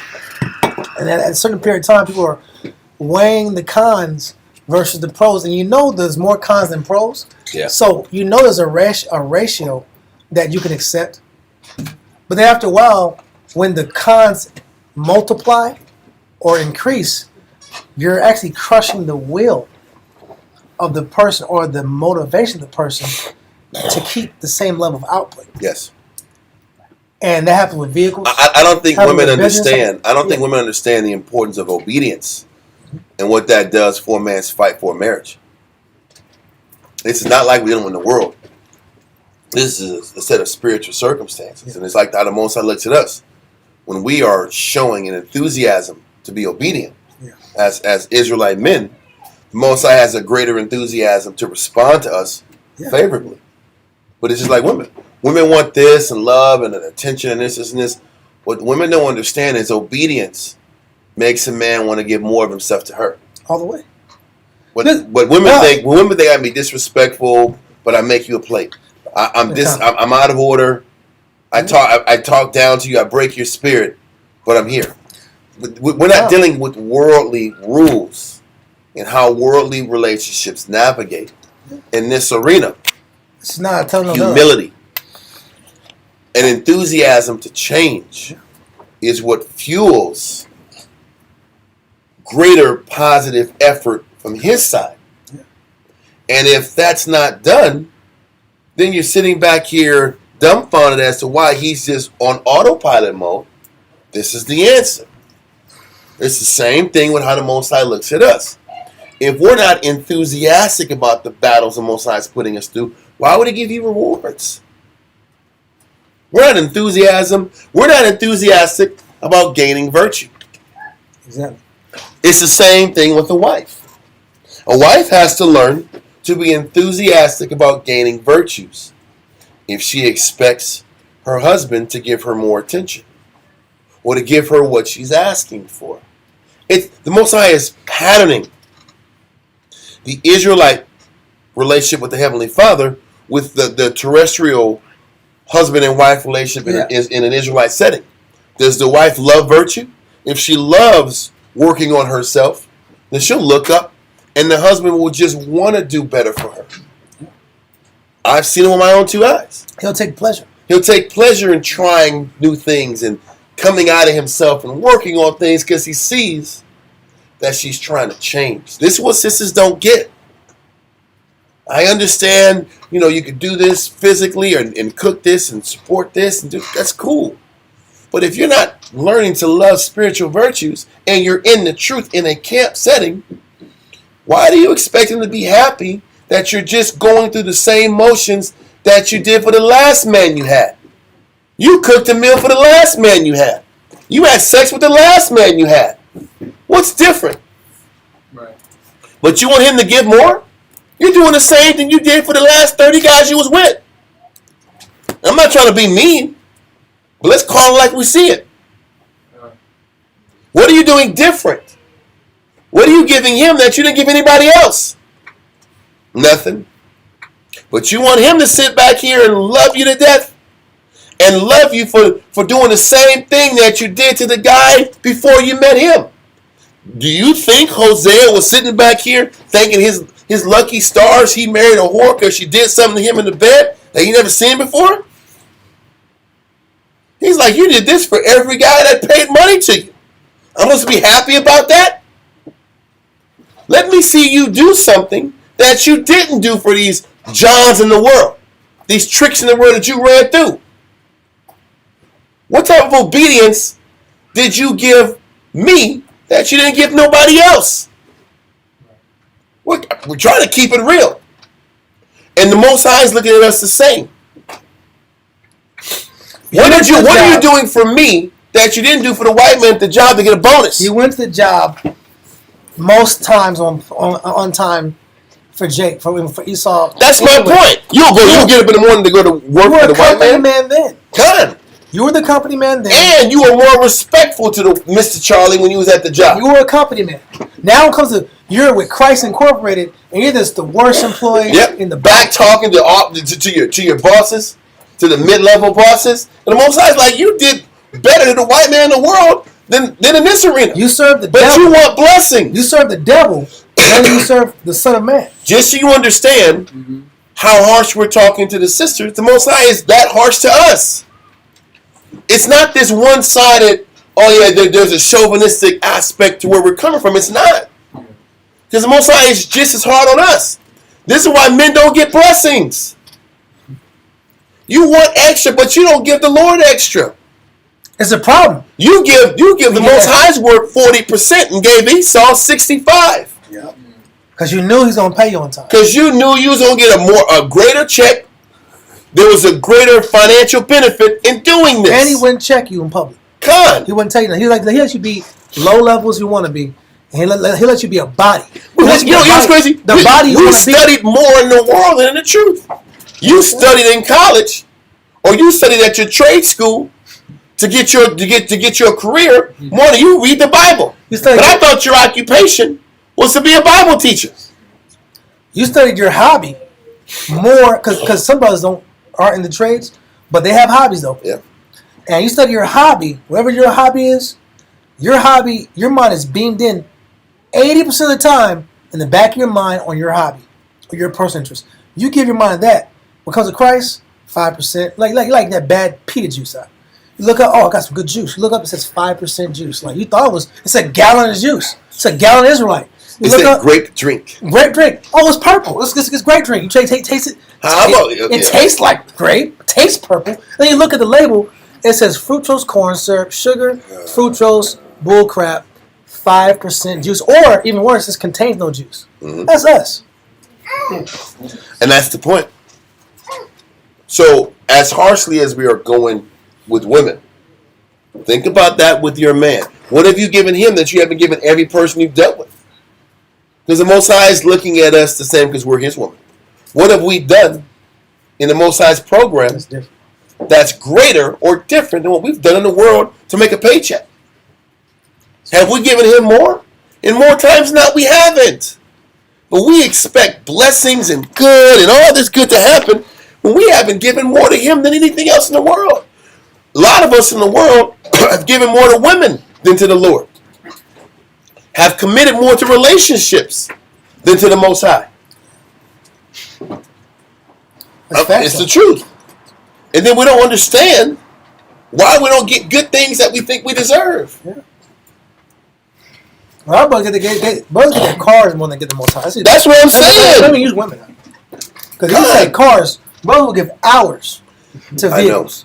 Brothers will clean, do everything. But Brother X who fixes your car, study. I'm a tinker. I'm a tinker in this car. I want to tinker all day and be mad at everybody. It's tinkering in the car, or I'm going to YouTube University to put this together, to fix this situation. YouTube. Because this is what I give a damn about. Yeah. Am I right or wrong? Or brothers chase women. Brothers put all spirit into the pursuit of Ayasha. I know. But let them pursue wisdom? No. That's like once every 3 months. And we wonder why things don't work out in our favor. Or we'll sit back here and we'll go to Antarctica to learn exquisite wisdom out. We'll go to all these countries, all these worlds. We'll sit back and go all these different places to learn about. I'm not saying travel. I'm saying go to Antarctica, go to Africa, go to China to learn knowledge. I'm just going to go to these countries and get my mind to this world. Yeah. So I can have something to talk about. But I don't sit back here and go in the Bible to fight my battles. Yes, sir? There was a Jew dude. He took a trip to Thailand. And I know why he went to Thailand, but keep going. He said, this is what he said. He said, I finally found peace down here. He said, okay. But he said, everybody that's living in America, he said, listen, y'all don't know what peace is, so y'all come down here to Thailand. I said, okay, bro. Tripping. Well, he has his God. That's my point. That's what he is. He found his God. God. Because if you really love the Most High, you're at peace wherever you go. God. You don't need a physical change. And the Most High will send you what you deserve and earn. You know what the problem is? People don't want to wait for a blessing. They want to go get it. Which is real. People don't want to wait for the Most High to reward them for the good they do. No, I'm just gonna go manufacture my happiness. Mm-hmm. That is what adultery is. That is what idolatry is. I'm gonna manufacture happiness versus being obedient and waiting for the Most High to send what's right to me. Because I'm going to say it again. When it's right for you, it just fits like a glove and it's natural. You don't have to manufacture anything when it's the right blessing. And you have to sit back here and fit a round peg into a square hole. And you know it's not the spirit. Round peg into a square hole. You're like, it's close. It's close. I gotta shimmy it around. When you're forcing it, it's not the spirit. Or with a tool, you got a Phillips head screw, and you got the wrong tool. You're trying to force into the butter knife, trying to get it to spin and lock in. Like this. And then you're stripping the whole screw. You can't use it again. And this is stupid work. And you stripping the appliance that exactly. You the screw. Because you want to force it. Because you just want to sit back and go in the back of the truck and get another tool. You just want to go back in the hot sun and get another tool. All facts. I'm going to use workman analogies, Zach. But then all of a sudden something happens. You got to go back to the location anyway. Because it's an hour and a half away from the office. You want to get home, so you force stuff out. So anyway, where are we at in Ecclesiastes? Read verse 23. Read verse 23 again. Ecclesiastes 25 and 23. A wicked woman abated the courage, maketh a heavy countenance. Our rebellion makes the Most High hate the predicament he's in. Our wickedness, he's got to sit back here and deal with the wicked damn nation that he can't leave and get away from. He's stuck. How much despair does a man feel when he's stuck with a wife that don't want to change because you're trying to be honorable and you love him? You love him and you're trying to be honorable, but you're stuck. And this person ain't changing, and no matter what you say, they're not changing. And you're in this crap-ass dilemma. What do? I mean, am I just going to be suffering forever? I'm just going to be sad forever, not getting what I want, not getting what I need. I'm just stuck because I believe in the Bible. How about that one? I'm stuck in this life because I got to believe in the Bible, and I told the Most High I would be honorable to his children. Now I just have this yoke tossed to and from forever. That's what that verse means. Because the Most High is stuck with us. You don't think you want to switch sides? I can switch teams out? You don't think, man, you know what? Those Persians they're doing pretty good over there. These Babylonians ain't that bad. I mean, maybe I can just work with them. I'm stuck with these Jews. The scripture I'm stuck with these 12 damn disrespectful kids that don't give a damn about me. The scripture says the nations will not leave. I'm married to this crazy. Call me Kevin Federline. That's what Lil Wayne said. I'm stuck with this woman. And she ain't going nowhere. She ain't trying to change. Cutting her hair off and so. That's what I'm saying. Being weird. Then she got to go back to the place and get reprogrammed. So I can deal with her again. She got to get MK Ultra again. Talking about Britney Spears. Anyway. So example is what's the point? Those who know. Those who know, they know. But what am I trying to say is that feeling of hopelessness that happens when you have a woman that's not trying to change and you're stuck. And I'm saying it to men who understand that battle. When you're in that stalemate with your but she's just not changing. And you're just stuck. And the thought is, man, let me just go try somewhere else, something else. Then you see a little glimpse of help, of hope, a little glimpse of change. Like, she's trying to change. Let's see how this works. Then you go in there and the change is only for like a couple weeks. You're like, damn it! I thought I could have went over here, but I'm trying to sit back here and be honorable, and I'm in this trick bag. This person might change, and let me work on this. First of all, that's how a man is supposed to be. And that's the honorable move. First thing. Because the Most High said that because of the hardness of our heart is why marriages don't stick together. But to have a hardened heart is understandable. To be frustrated that a person doesn't change, and then you got to suffer because they don't want to change.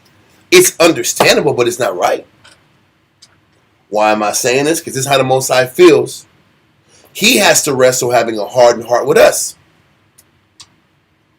Most has to deal with disappointment after disappointment. Israel runs off to this man. Then they go off to this man. Then they go off to this relationship. Then they come back saying, I'm ready to take this serious now. Who wants that? Yes. It's like putting the Most High last place. Done. Putting the Most High last place. I'm going to go run these streets, get let down, get hurt, and then come back because you know what? I'm ready. It didn't work out, so I'm going to come back to you and you got to serve. You got to deal with me. My first options didn't really work out, so. So now I'm going to go back to you because I know you work on ever like. It's like, have you ever seen Forrest Gump? It's pretty much Forrest Gump. Who's seen Forrest Gump with Jenny? Jenny hangs out with the black dudes, the Panthers. She with the Panthers. She's with all these protesters. She's getting high. She's doing these drugs on these streets. Then I'm gonna settle down with the chump that always loved me from the time I was a kid. Judge, hey, why are you running with those black guys? I didn't mean to ruin your Black Panther part. And all of a sudden, she comes back after she's got the 4-letter word AIDS, and then all of a sudden, love me. I love you. But that's us. We're Jenny. Israel's Jenny. How about Israel's Jenny? How about in your way, you're Jenny? No, it's the truth. And to be clear, no, I'm not clear. That was clear as hell. Yeah, it's clear. You're Jenny. Every one of y'all is Jenny at. No, listen. We bring in crazy. Hell no. This is the issue. We bring in my sickness isn't that bad, therefore I can't get healed. We're going this intense. Yeah. So you can realize how bad you are to hopefully use it to fight yourself. Because I'm sorry. I gotta give this example because your disease is it's never good enough. That's your disease. Your disease is you can't tell me nothing. I'm a man. You can't tell me nothing. Your disease is I don't trust men. But you had a lot of men. Your disease is, you know what? I don't want every single day I gotta do the same thing, the same routine every day. I'm burnt out. I can't do the same. I need a mental, physical break, and I need to come back. I need to live like that until I just can't be in one place. I have to bounce around against orders. That's your disease.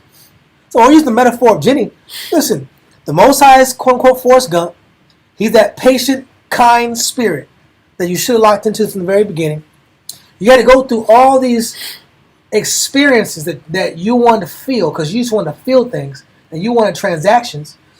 All the way to come back just to realize that you had the blessing at the very beginning. The Most High was the blessing the whole time.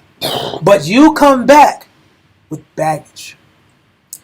Our disease is the baggage we bring back to the Most High. And then we argue like our baggage is not that bad. That's the sickness. How come we don't forgive me? Our real problem is when someone tells you that you have a problem that's diminishing the relationship with the Father, we want to argue with that. But we have a whole 10-year history of transaction with other lovers, and people used us and abused us, but the one person that wants to build you and develop you, you disrespect him. You won't disrespect Egypt. You won't disrespect Assyria. You won't disrespect Rome. You won't disrespect... You accept that deal that Rome gave you. You don't disrespect corporate America. You don't disrespect the streets. You don't disrespect your academic world. You don't disrespect your family. They don't believe in the Most High. But you will disrespect someone with a Bible in their hand. Mm-hmm. Trying to be honorable. That's the disease. That's the sickness in particular. Yep. If I could add any more little ice cream on that situation. Ice cream. Yeah, it's a cake and you got a little ice cream on it. But the reality is, this is who we are. We're desperately ingrates. That's one of the worst things you can be is an ingrate. Nothing is good enough for you. But people that start in other countries, they're happy with whatever they get. People with cancer are happy with what they get. They're more positive than brothers in the camp. People with cancer are more positive than brothers in the camp. Person's dying, and they got a smile on their face. You're getting brand new everything. All this wisdom, got a notebook, a crazy notebook, revelation breakdowns, and your life is hell. Or you got this good, spiritual, righteous husband. You said you want a man of God. You prayed for a man of God. You had a black eye, and you prayed for a man of God. You had a black eye. Mm-hmm. Then your black eye heals, and you get a man of God, and then you tell the Most High, I don't want to serve. Because he's boring. That's Because he's boring. because he's boring, and he's boring because he has to be consistent. The word faith means consistency. So he has faith, and he's consistent, and he has multiple labors, and he's responsible. But you like energy spikes. You like trauma bonds. You like bipolar scenarios.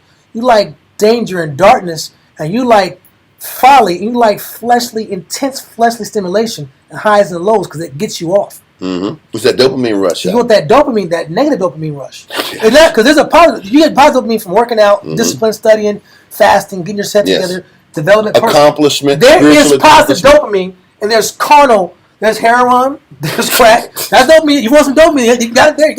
You can burn all your dopamine out. Receptors all you want to. But we want situational dopamine. We want to put ourselves in these situations, and we want to put ourselves in danger, and call that being alive. We're really, I hate to say it, but really stupid, because it's low intelligence. You know why it's low intelligence? The Most High had taken care of. You had grass, you had food, you had shelter, you had everything an animal could want, everything a beast could want. But you want to break out that fence and go in the unknown. And you always know where the farm's at, but you want to go out the farm. What's out there? And then when they find out the wolves, the coyotes is out there, the wolves is out there, the coyotes out there, ain't no food out there, and you're a victim. People look at you as a victim. That's time to come home back to the farm. The funny part is once we trick on the Most High, we still break the fence and go out again. Yeah, that's why he calls us goats. That's the sickness, in particular. Yeah. So where are we at? Ecclesiastes 25 and 23. Okay, read it again from the top. A wicked woman abated the courage, and maketh a heavy countenance and a wounded heart. Mm-hmm. A woman that will not comfort her husband in distress maketh weak hands and feeble knees. This is the point. What can a woman do to strengthen her husband or to comfort her husband? What a woman can do to comfort her husband is to be obedient. It's to put him first. That's what you're supposed to do. And when we don't put our husband first, when we don't put the Most High first, then we put our husband in a vulnerable, weak position. And then we wonder why the husband retaliates with coldness or with violence Or distance. or with distance or with anger. These are the reality. These are the consequences of a woman not doing her job of being obedient. And then there's this lack of understanding as to why you're so distant and so cold, because you're not trying. What does it let you know? That a woman has a responsibility to stay obedient and make the changes that she has to do before she expects the response from the husband to match what she wants. Because how many times is there this, I'm going to say, is it correct standoff, where both parties are expecting the other to make the change before they make the change? How many times have you discovered that in relationships? The wife ain't going to change unless the husband makes the change. Right? And the husband's like, I'm not going to change unless you change. That's the real deal. Doesn't it happen all the time? This entire time we've been going in class today parallels the relationship between a woman and a man to the relationship between the Most High and his woman Israel. Now, when we're dealing with the Most High and his woman Israel, who's supposed to make the change before the other person reciprocates? We are. Aren't we, as the wife, required to make the change before the husband of Most High rains down a blessing on us? Yeah. Then why is it different in an Israelite household? Why does a husband have to be this perfect embodiment of change and give you what you want before you give him what he wants? If we're going to match things up and match the requirements for us to sit back here and get a blessing, I, as a wife of the Most High, has to make the necessary changes before I'm blessed with what the Most High, with the attention that I want from him. Mm-hmm. So, you know how many counsels We've sat back in and we try to give couples kind of things to work on so that these relationships work. But if we're going to keep it raw and a buck, the wife has to make the changes first before she gets what she wants. Now, we don't. Do we ever say that in councils? No. We try to sit back here and tell the husband, hey, man, you got to change this. Make these adjustments to make it easier for the weaker vessel to make her adjustments. We do that all the time.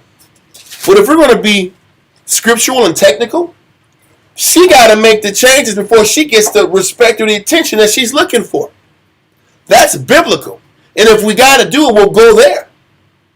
But there's this pride and this false sense of security that as long as he don't have to change, as long as he's not changing, I don't have to change. That's not true. Because you got to change. You want a deal before you get the deal you want. And how about we just talked about that carrot being dangled in front of the donkey? All right. How about that donkey has to sit back and operate that pace, whether he gets that carrot or not? How about the wife has to sit back and be obedient, whether she gets what she thinks she deserves or not? Aren't we all subject to the same dynamic? Yeah. If I got to make changes, whether I'm getting something out the deal or not, don't you have to make changes, whether you get what you want from your husband or not? Okay, then. So let's get to work. If you want to be looked upon with respect. And then let's get to work and do it for a long enough period of time for that husband to trust you. Just like we are responsible for upholding a level of consistency long enough for the Most High to trust that we're not going to trick off the blessing he gives us.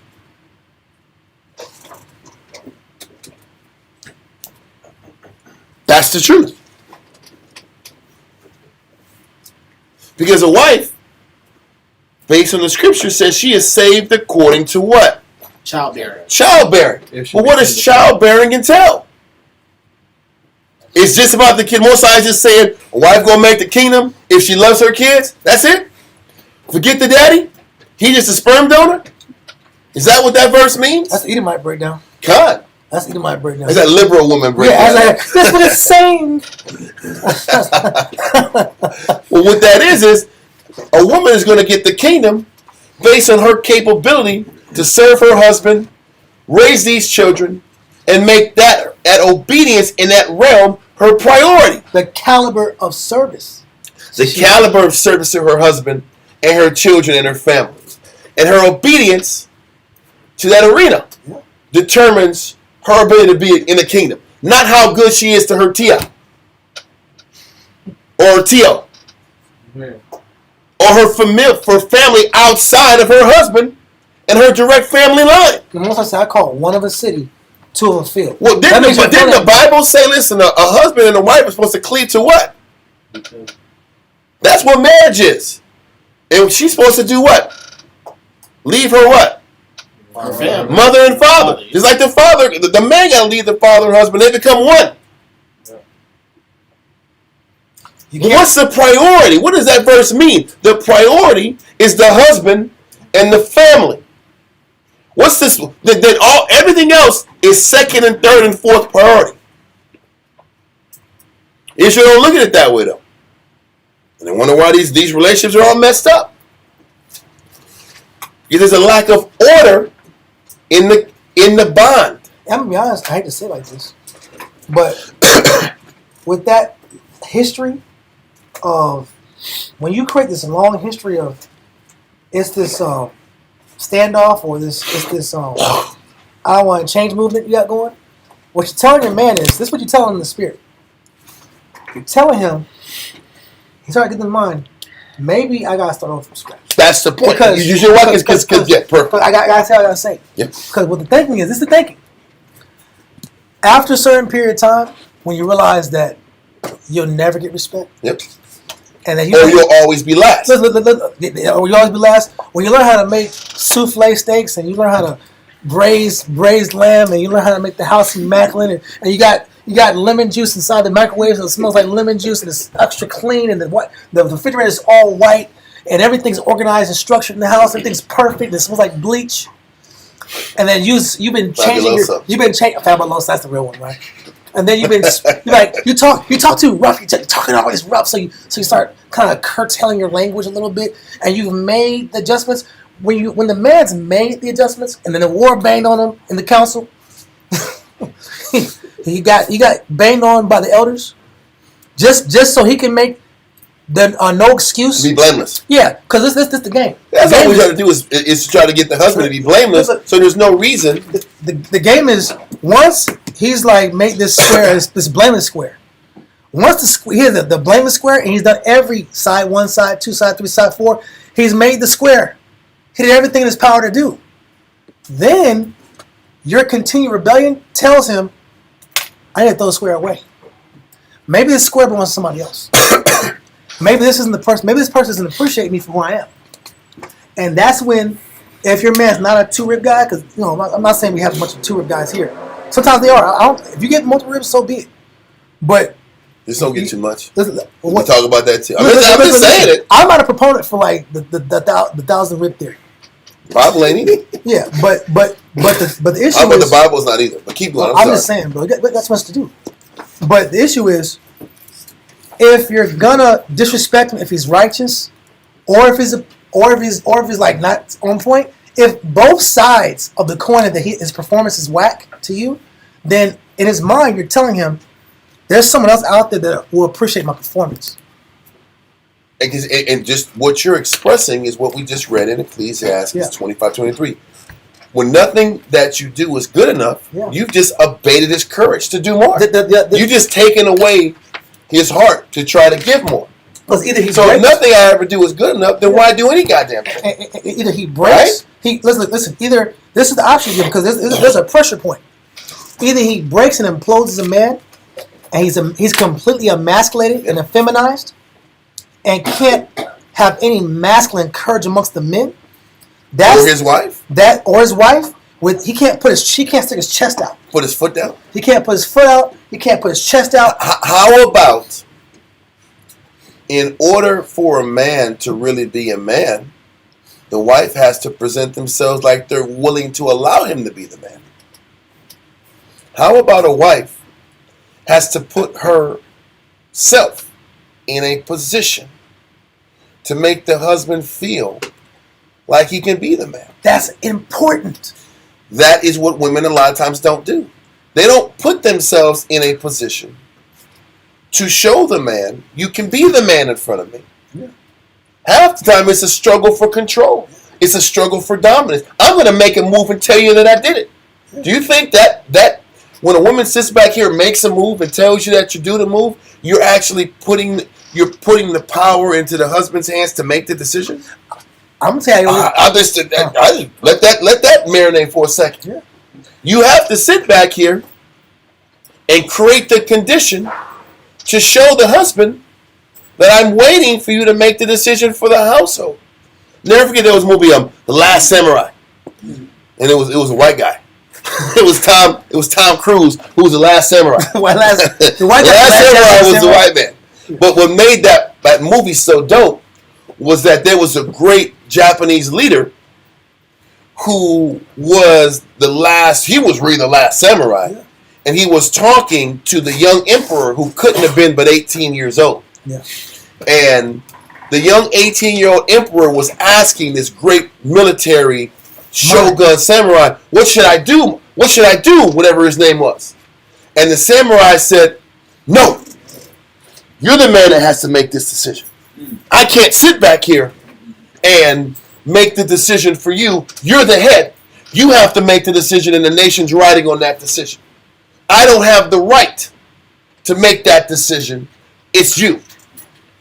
That was a powerful concept. This is a man who has all the experience and the knowledge and could have saved his nation just like that off of his years of experience and wisdom.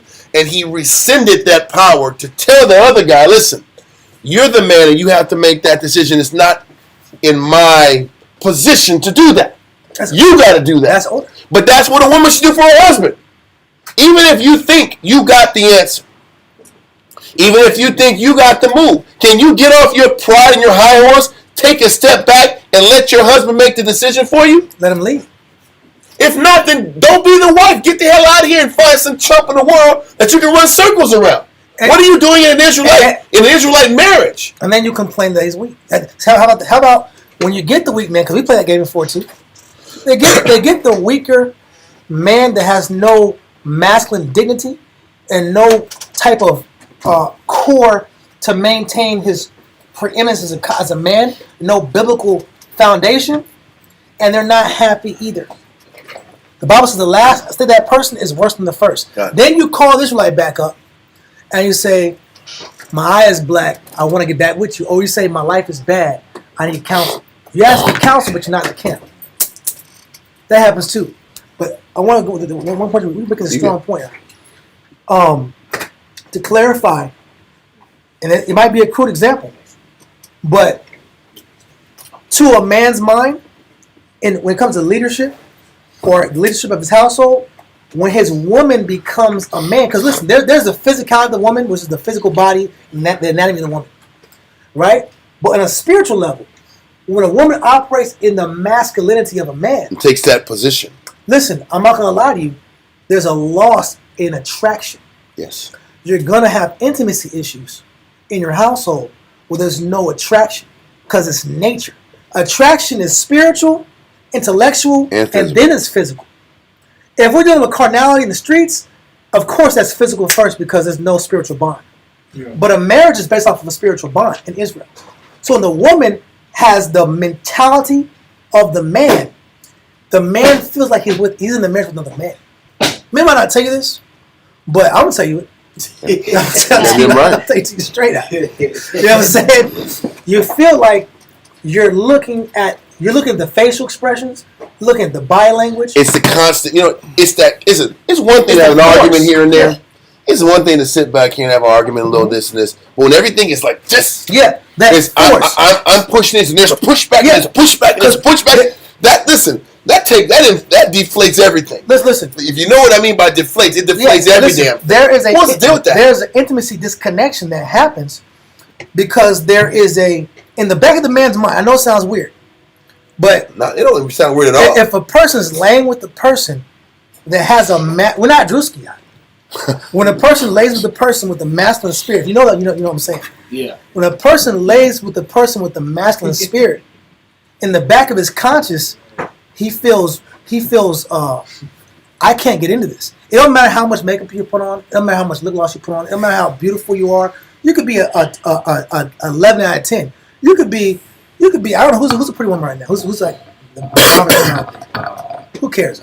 It don't even matter, bro. Right. You could be Marilyn Monroe. Let's just say like that. A black Marilyn Monroe, right? It's a black example. That's not a good example. Yeah. I can't even imagine that. I can't even visualize. Whatever, bro. Who's bad? It doesn't matter. You had to kill it. Just keep going. Okay. I don't remember. You killed the division. The division is dead. I'm so sorry. I'm gonna say my point. That's the point. You should have just said like Pam Griffin and go old school like that. I don't know. I haven't been there in a long time. I'm just giving my money. She's a bad bee. I haven't do that. I haven't been there. Right? But whoever's the dopest woman out there right now, right? Whoever's like the whatever one, it is, whoever's the one. Listen, do you realize that the spiritual attraction, there's a spirit. It's called repulsion. There's a word called being repulsive. And there's things that people do that create repulsion. Or I may be saying the word wrong. You're repelling your man by being too forceful. And when you repel him, you're losing the communication, you're losing the bond, and everything becomes just formality in business. Yep. And this is why you have a businessman at the house and not a homie loving friend or loving basketball or just a person that want to communicate. I don't know about loving Whatever you call it. I don't know what you want to call it. I don't know about that one either. Listen, it's been a minute. Listen, the point is. I don't know about loving basketball. I'm sorry. Keep going. Listen. I'm trying to call the examples out there. The romantic example you have ingrained in your mind, yes. The ideal you have in your mind, you don't get that type of archetype because in his spiritual conscious, you're a man. And how about this? How about, like we teach in all times, the Most High is perfect with who he matches up with the other person. Yeah. Now, if the Most High is perfect in how he puts two people together, And if you're with a person that's more mild-mannered and the woman is more aggressive or more demonstrative, Yeah. and the Most High said this union is perfect. Mhm. Why is the union perfect? The union is perfect because the Most High wants that woman to knock down that masculinity so many levels to adjust to the expectation of that husband. To And shape. because Yeah. the Most High is saying what's inside of you is not good enough for me. It's excessive. And because what's in that woman is not good enough for the Lord, He brings a man in your life that's going to force you to knock down that pride and that masculinity at the level that's sufficient to Him. And in doing that, now you're pleasing the Lord. Does that make sense? That woman is going to have to let go of that pride and ego to the level that suits that man. The Most High made that connection perfect. That means He wants you to perfectly adjust what's inside of you, and in doing that for your husband, you're actually pleasing the Lord. And we have love to how you do say the that. same thing. I know the like little empty Yeah, air. yeah, I gotta pull the air. A That little was bit. good. That was good. I I gotta like pull the that. air. So, and we have to do the same thing Because the Most High brings men in our lives that we have to submit to Yeah, we don't want to do that. to chop down that ego and pride in us. Because you want to do what you want to do. We want to do it. You want to challenge things. How many times does the Most High bring like a meeker guy, and he has higher rank than a guy that's more demonstrative? Exactly. And then that demonstrative ass guy has to sit back and cower down to a guy that's way more meeker and mild-mannered than him, and it vexes the hell out of him. And we because the Most High is like, I gotta break this beast that's in this lower ranking guy. So I'm gonna have him around the meekest quote unquote pushover in the world, and you gotta serve him. How about that? And then that guy that's demonstrative has to sit back here and go through all these frustrating emotions because he has to sit back here. Even though he thinks he can out-talk and run circles around this guy, you're going to have to knock down that pride to navigate to serve him. And that's gonna vex the hell out of you. But that's how you get to the level of humility that is sufficient towards the Lord. It's the same exact premise. Because you're in your mind, you're saying, I'm more alpha than this person above Thank me. you. I'm just keeping it buck. You're saying, I'm more alpha than this guy. I should be over this person. So let me pull these challenge cards. Everybody has like 3 or 4 cards in their pocket they just save for like an argument. They were mad for like 10 years. They never say it. They're mad for 3, 5, 6 months. They never say they're mad until you check them. And once you check them, I disagree about this. That was like 10 weeks ago. Why didn't you bring it up 10 weeks ago? I don't know. No, you collected little check cards. Yep. So that when you get checked, you can back them off you. Because you're thinking you can out alpha the man above you. Or, you know how we out alpha people? By getting louder, Yeah. out talking them, Yep. out rationalizing them, Trying to or out-rationalize. talking them until they burn out, Yep. or nagging them until they give in. Yeah. Isn't that what people do? Yep. Fact. And because there's a superiority there, the expectation is the other person is just going to give in and give me what I want. But you're still operating like a man. Or for men and men, operating out of order. Yeah. This is what submission looks like in real time. You might have the verbal advantage. You might have the intellectual advantage. Yeah. You're supposed to give up those advantages, shut up and submit. Because The Most High has this person in your life so you can learn what humility actually looks like. Most High has this brother over you to the other brother so that he can learn what humility actually looks like. Not a humility that's based upon this guy is better than me, or this guy is more alpha than me, or this guy can run circles around me. Now I have to submit to this person. if he's a bigger beast than me, then I Then I respect have him. that's not how That's the Most High the game. puts us together. He'll put you around a more meeker, more milder person so that you have to truly submit. And see yourself. And it's You get no to see different you. than how we've had to operate. This is what happens when you got to be under a person that's sloppier than you. In a camp scenario. We had to be up on a guy that, you can run circle on this guy's and works. But he'll have you under him for like a year and a half. Or 2. Or 3. Or 20. How about that? And Just to see Are you really humble? Do you know what service really looks like? And this coming from experience. So are we just? You got to submit to the guy that you know damn well you can run circles around, and you got to submit. That makes because if that makes bad decisions, and we're sitting back here with the ship that's water's getting them to the knees, like bro, you got to the waist. You got a bad quarterback. He's always throwing these pick sixes. Yeah, he's throwing pick sixes out. I don't know about football like that. I'm gonna say pick six. That's bad when quarterbacks throwing pick sixes out. Listen, it's one thing throwing an interception. Yeah. When you throw an interception, quarterbacks highest up to the end zone, you're like, damn, we already behind 14-0 because this guy. He's calling bad plays. Yeah. Then he's dropping the football. He's afraid to make the throw. Scared to get sacked. And then you got to sit back here and play defense all day. And how about he don't study the plays like he's supposed to? He don't do the film work. So the point is, that's a real thing. It is. That was Jamarcus Russell. How about anyway, keep going. Your team is not going to win. James Winston. 16. Famous James. Famous James. How about you got to give 110% and you know the QB didn't study the game, the plays all week. So the issue is, that's a fact. And you're busting your you're busting your tail. You're in a contract year. Listen, if you guys get to the playoffs, you get a $500,000 out of bonus. Yeah. And this guy's throwing pick sixes out, and you ain't getting to the playoffs. You ain't getting no stacks. You can't get your contract. And you know what the problem is? You get interceptions when you're ahead in the game, and they got to throw the ball out. And he's checking you. But you can't do it because he's making mistakes. Yeah. But when he makes a mistake, he blames it on you. Yeah. That's the game that happens in Israel too. Yeah. But what's the point? So we're saying this in vivid detail to the ribs. Everybody experiences because the this. Men have to live it at least 2 to 3 times. No, that's your whole life that you. What are you talking about? 2 to 3 times. You're lucky to get away from it. Get away from it. I'm saying like 300%. I'm saying like 300%, like 100%, 100%. Okay. Listen. Listen. What a man might get wrong on a grocery list, or a man might make a mistake on a bill, or a man might be a little sloth on his house at times. You got somebody over you that is making you suffer. I'm not going to get in detail. And you have to accept that God wants me to suffer. How about suffering is suffering? There you go. Suffering with a man over you is no different than suffering in a marriage. That's what I'm saying. Suffering is suffering. And obedience is obedience.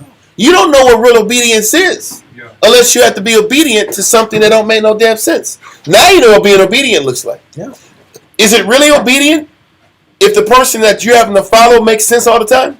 No. Is that really obedience? That's easy. That's easy to follow somebody that makes sense. Yeah. That's what we want. It's very hard to follow and be obedient when the person don't make no damn sense and your life stinks because you're suffering and being obedient. That's what obedience. That's real obedience. Yeah. How about prophets that have to be in order when the king is wicked as hell? And because of his wickedness, there's a famine in the land. Everybody's starving. Because this guy is off. And you can't to the kingdom. And you can't say nothing, you're going to die. That's what obedience looks like. But we sit back here and say that because I see flaw up top, that gives me permission to be off and negative. Yeah. It doesn't. And for the fact that you think that way proves your disobedience. And proves that you're not the wife you're supposed to be in the eyes of the Heavenly Father. Whether this is from a woman's perspective or a man that's in a serving capacity. I'm sorry. No, I love what you're saying. And this is why we're going in such, I guess, ornate detail. Because men have to live this. So we got to live this. Why can't you? Mm-hmm. Aren't you Israelite? Don't you want salvation too? You read the Bible too, right? Yep. You read the Bible like everybody else. You say you read the Bible. Well, this is what comes with service to the Lord. Eating crow, practicing humility, doing it for Christ. Not making it about a man. Not making it about the husband. I did it for Christ. Terry Bruce, I'm not making it about a man, but you know what? How about how you deal with a man determines your obedience to God? How about that? Everybody talking about, I don't follow no man. Well, you know what? How your outlook is to that brother or that husband, and how you treat that brother or that husband, literally is how you are judged and what will determine if you make the kingdom. You're judged based on how you deal and intermingle amongst the people the Most High brings in front of you in your life. How about that? So how about it is about a man? How about that one? Anyway, you done with that? No, I said about the man part because people say, I'm not serving a man, but they serve themselves. Yeah. Then aren't you a quote unquote man? Yeah. You're serving you. You're serving you. Can you just serve because the Most High wants you to serve and be happy with that, be content with that? But maybe, maybe you need the GAT counselor. Maybe you need the gun counselor to see what really bad is, because you think your situation is so bad. It's just so bad. Because he just until you see what bad really looks like. Until you got the GAT counselor. Yeah. The beast. Well, the problem is, you know what the problem is? Israel will respect that beast. That's funny. They'll respect the woman beater. Mm-hmm. They'll respect the hateful narcissist. Yeah. But step on the person who's kind and considerate. That's the sad sickness that our people carry themselves with. That's a part of the whoredom, because when you study the whoredom is backwards thinking. Right, I'm gonna say that they're judged on their own merit based on how they deal with the conditions in life the Most High brings to them. So yeah, it's your merit, but what does that mean? My merit is based on how I act and how people treat me and deal with me and how I respond to them. My response to my response is merit. How I respond to my boss, how I respond to my husband, how I respond to my wife, how I respond to the people the Most High brings in my periphery determines my merit. Because you can't be righteous by yourself. And you gonna sit back here and go to a cave and be what was that and have that damn volleyball as your friend? You gonna talk to a volleyball all damn day? Wilson! You gonna sit back here and just have a life with Wilson and determine that that's your merit, how you treat Wilson? No. Or you gonna deal with real life people and how you carry yourself around the people and incidents that affect you determine how the Most High looks at you. That's actually what it is. Like Moses. Yeah. Moses was the bomb in Egypt, but now he got to be around the scripture said Moses was the meekest man on earth, and that's what the Most High loved about him. Yeah. How can you determine meekness unless people push you to the point of not wanting to be meek? Didn't the Bible say the meek shall inherit the earth? Yeah. What is the definition? What does the definition of meekness mean? To endure injury without resentment. Without resentment. So that means people have to injure you. Then you don't take those injuries personal, and that's how you earn the meritocracy the Most High respects you in life. Yeah. So you're really being judged on how people hurt you and harm you, and you don't reciprocate harm. So it is about your merit. And it is about, you need to have people hurt you. Like you said, blessed are the peacemakers. Peacemakers. Listen, how does a person become a peacemaker? You just this Buddhist guy that wears orange all damn day long? And you just sit back here and just close your fingers and tap in the chakras? Or does peacemaker mean when people take advantage of you, you don't reciprocate? To sit back here and abound in peacemaking means you have to be pushed to the brink of wanting to go to war. And you don't choose war. That's what peacemaker is. Yeah. This cat wants to push me to want to put hands, and I choose not to do it. I choose peace. Yeah. And when I choose character over feeding the beast, that's how I earn merit in the eyes of heaven. That's when you're blessed. Like David did. Listen. David could have been a beast and took Saul out a long time ago. God. He could have sampled that one. So David was looked upon as a man of the Most High's heart because of how he didn't respond to the antagonist Saul. Yeah. So yeah, it is about people. If you read the Bible, yeah, because even that verse y'all pulled earlier, it was I think it was 2 Timothy 2:15, not 2:15, but it was saying how the women are saved by childbirth. The rest of that verse says, if they continue in faith and charity, which still goes back to the people. Who are you giving these things to? That's the point, Mama. That's still a person. It's still a person, though. Israel gives it to mama. Yeah. Israel gives it to cousin them. Okay. Israel gives it to homeboys they came up with. Okay. I like that point about. We have point again about the faith. It was in Second. It might be in 2 Thessalonians. Give me that real quick. 1 Timothy 2:15. That's what it was. 1 Timothy 2:15. Okay. And just to respond to MLK and Gandhi, all them. These guys were agents. These guys were agents that they worked for organizations. Yeah. Their public persona was a script How about Gandhi was a horrible person? He was a bad guy. He was He was racist. real. No. He was a bad guy. Racist is nothing. He was pedophile. Mother Teresa was a bad person. All these people were bad people. Yeah. She was a bad person. MLK was not. He wasn't a great guy either. No, it was not. He had a history too. If you He do, did dirt. He ran in the streets. He He was out there at 2 o'clock at night. I ran in the streets. He was in the late Yes, night. he was. There's a late night corners. there's a He reason was on why. that blade like Listen to you him on on the blade. that blade. There's a reason. There's a reason MLK said. He said. was. He said free at last, and he said the first thing he said was little black boys. And white girls. And come on, man, you ruined it. Come on, huh? It's a punchline, huh? The whole point is this, huh? Oh my God, that's what he meant. No. It was in the speech. He said, I know that, but the Lord That was says, what he "You said meant. no man by speech," right? He said, That's what he meant? He said, "Little black boys and little white girls holding hands." That was the third part of the That's what he speech. wanted that. And then everybody was. Okay, I think you really embellished that. I mean, Come on, man. how about a little black kid and a little white girl can actually hold hands and they're not? It's cool. I'm just saying, bro. It helps the point. Whatever you got. It helped the point. That, Listen, it you kills the pushed that point. one. Now. It kills the point. Anyways, the whole point is, what we gotta do as Israelites. The scripture says we have performed. Every last one of us, including us on the podium, has performed acceptable faithfulness. The question is, what is your bar? I mean, what does the Most High say is acceptable for you? Have you reached the this is acceptable bar for your spirit? Because what we do is we compare ourselves to other people. And we use other people's issues and say, I'm better than that person in this. I'm better than that person in that. I'm better than that person in this. I'm better than that person in that. I must be doing pretty good. That's the equivalent of watching Jerry Seinfeld or Jerry Springfield, whatever this guy is. Jerry Springer. And saying, I'm not trailer trash this guy. I'm not ghetto mafia this guy. I'm not having 10 babies in the streets. I'm a pretty good person. Compared to who? Who are you comparing your righteousness to say you're a good husband or a good wife or a good Israelite? I thought Christ was the standard, according to the Bible. Are we being compared to Christ? I got a verse on that. Go ahead and pull it. Give me Ecclesiastes 39, verse 1 and verse 4.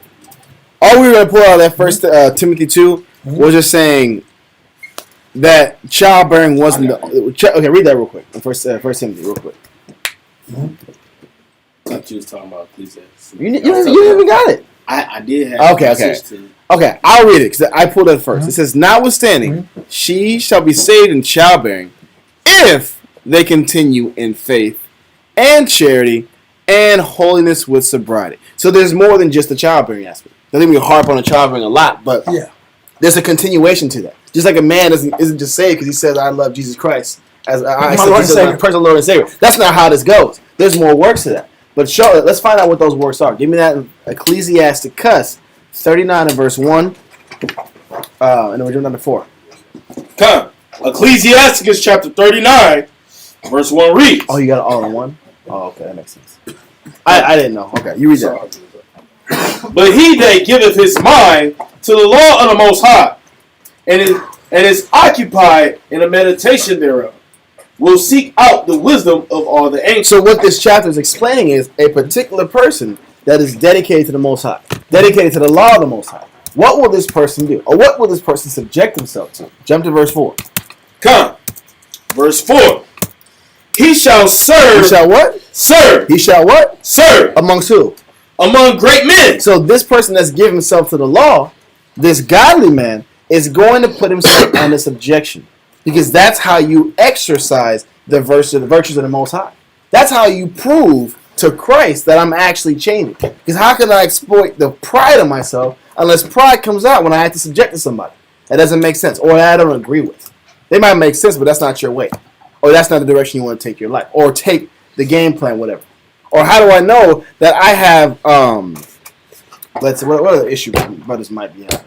How do I know that I have... I'm not motivated. Lack of motivation? How do I know that I don't have a high motor? How do I know that I'm uninspired. kind of same concept. How do I know I have these deficiencies in myself and I'm not putting in an uncomfortable situation where my life is now subjected to somebody else's wills and motivations? This is why the wise man, or the mind that's given to the law, will put himself under great men. Read on. Come and appear before princes. He will travel through strange countries, for he hath tried the good and the evil among men. Because also, this exercise is a growing lesson for this person. The subjections, you're seeing what character traits I should be copying, what character traits I should be living under, and what character traits I should not be following. And that helps your development as well. Because you're not going to grow to your potential by just being by yourself, secluded as a monk. That's not how we operate. We're social beings, we're social creatures, and we need the examples around us to cater and develop it. We talked about that being community. Ah. And how the necessity for community, the Most High brings community amongst us to expose our strengths and our weaknesses, our virtues and our lack of virtues. I'm sorry. That's all I wanted from that. That was the point. Jake just brought it out. Jake finally figured it out. They said online, this Jake can't say, you know what, man? You said it that way too, man? You know what, man? That's how he said it that? He didn't say it like that. But he That's said, why you mock it like that. You kind of like that. That's I'm sorry. but this is the comment Jake got. He said the reason I don't get in relationships is because when you get relationships, all your demons come out. Yeah. You know what? And that's why he doesn't do it? I was proud of Jake when he said that. Because you just got, these are demon walking around here, there's a demon out. Look. Yeah. He just finally acknowledged, or the common Jake. This is good for common Jake. Because common Jake is behind. Yeah. Israel gets a lot of blessings, understanding. Understanding. And Jake gets it like 10 years, 5 years later, which is great. Jake's hitting the point now mentally where they're realizing that their demons come out. Okay. Every time you get with somebody, then the demons come out. But when you're not with anybody, you don't know your demons come out. You're a holy person. You don't know. You're a holy person. I'm vivacious and I love life. Yes. I was a good person. I was a good little boy. I was a good little boy. And I was a great little girl. And guess what? You're the perfect person in the world until when you're at the house just watching Netflix by yourself. Well, but I'm saying until you have to build a bond with someone. Yeah. And building bonds exposes all of the Swiss cheese missing holes in our spirit. We like Swiss cheese, bro. You think we're Teflon? Like those cartoons with the cheese, all these holes in it. Yeah, like damn. this. You can see the light. You can shine light through all these little holes right here. There's some gaps going on. Well, how about that Gouda cheese right there? What kind of cheese is this? This is Swiss cheese. This is 1,000 holes. It's very This is stinky cheese. This cheese stinks too. It doesn't smell. It tastes like cheese. It's kind of good, but it's very porous. A lot of holes here. We're the same way when it comes to. We think we are. Put together. This is Gouda right here. You know what kind of cheese this is? Shit. You know what kind of cheese? This ain't from Wisconsin. This is from France. This is French cheese. This is French cheese. I am aged. I am aged cheese here. That's what I'm saying. This is aged cheese. I have to be shredded a certain way. You can't just put me in any kind of peep. And then you realize you're Velveeta, bro. How about you're that canned cheese act? That spray can cheese act. That's really bad. Wow. That's the lowest of the low act. We thought you was that. You need me. I'm Gouda. You're string cheese. You're spray can cheese. They can't call it food. Yeah. That's not. It's not cheese. It's cheese flavor. Yeah. You thought you were like organic. Like the best of the this best. This is non-GMO right You're a non-GMO goat cheese from France, and you are in a cellar flip somewhere. The French Alps. Oh my God! This is the cheese. I will pay whatever it takes to get this cheese. Then you realize, look at the label, and it just says BS, canola, palm oil, rebellion, unhappiness, anger, selfishness. pride. Don't talk to me. I miss you. I hate you. All that's on the label. And then the man's like, that's a bad label. Like, damn, I thought this is Gouda. This is Gouda. It was food. You got food. You got food. You got food. You got food. And the Most High is trying to give you the chance to get reformulate yourself. Yeah. And rebuild yourself. But we kind of prefer being that string cheese out. We prefer that. It's the truth. Listen. We can't go any further. It's already like 10:20 something like that. There's some shame going on. I mean, there's many things. We're still on shame. Oh. Let's just bring it back real quick. Go to Hosea 1 and 2. Just to recap what we've gone over. Hosea 1 and 2. We've got over 2 verses there. Oh my God! Are you 2 serious? verses. Hosea chapter 1. There's verse more than 2. that, but 2 verses on the topic. Okay. Continue. The word of the Lord came unto Hosea, the son of Beeri, in the days of Uzziah. No, just give me verse 2. Come. The beginning of the word of the Lord by Hosea. And the Lord said to Hosea, Go, take unto thee a wife of whoredoms and children of whoredoms. Mm-hmm.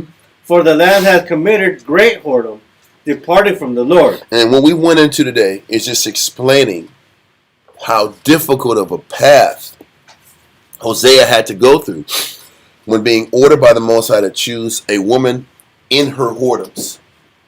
The Most High made Hosea go through all of these difficulties, the embarrassment, the carrying this weight of embarrassment and shame, and the embarrassment of walking around with a woman that's been on the street, prostituting herself to every man that she can get $1 from, and having to represent and have to take this woman and love her and make her a wife and build a family with her. The Most High is like, this is how he feels when he's trying to build us up from scratch and build a nation and a love affair with us. And it's important that we understand this dynamic. When we sin, when we don't commit ourselves to what we were chosen to be, when we don't embrace serving the Most High with gladness and joyfulness of heart, this is what ends up happening. And it's important that if we can understand that our sickness makes the Most High embarrassed to represent us, just like a man that chooses a whore from the world would be an embarrassment and a shame on who he was and who he is. The connection is the same. Hopefully we should take this concept to fight to be better in ourselves so that the Most High can look at us and value us more. 1. And then 2, we can also understand when the Most High does embarrass us and shame us. Why? How far did we push it? How far did we push the disrespect before the Most High rubs it in our face and pushes us to the brink of losing our husband, losing our family, losing everything we've committed to? Because the Most High a lot of times pushes us to that brink of jail time, of losing your job and your career, falling completely on your face. He pushes us to that brink because we've embarrassed the Most High so much that he's ashamed to represent us. We don't want to shame and embarrass the Most High that much that he has to sit back and alienate us. Just real for one more verse, Ezekiel 23 and 18. Ezekiel 23 and 18. Like I said, I had a lot more to go on this topic. I guess it's going to be a part, stinking 6. It's Ezekiel 23 and 18. Ezekiel 23 and 18. Ezekiel chapter 23 and verse 18. Read that, sir. Ezekiel 23 and verse 18. So she discovered her whoredoms and discovered her nakedness. Mosai sits back here and saw our wickedness. He saw our filth. He saw how embarrassing we are to him. All our conduct, our selfishness, our selfish ambition, our selfish pride, our ego, our desire to control things, that masculine spirit in women, and that pride and hubris we have as men. The Most High sees that. Read on. Then my mind was alienated from her. This is how the Most High looks at us. Wow. The Most High, he says, my mind just cuts you off. I get disconnected. I get alienated from you when I see how sickening and filthy you are. This is why men just cut off, like Davion explained an hour ago. When that man sees that disrespectful woman that rose like a man, then his mind gets alienated from her. Like he just shuts off and he goes through autopilot mode.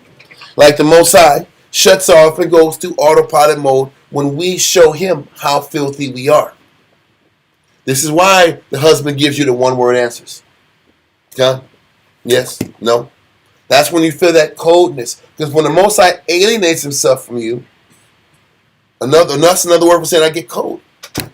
I get distant. Because that is a step beyond arguments. The arguments and the fighting is first.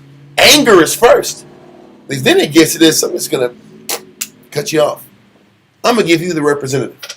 The Most High is saying, I saw your filth and your wickedness, and I gave you the representative at this point.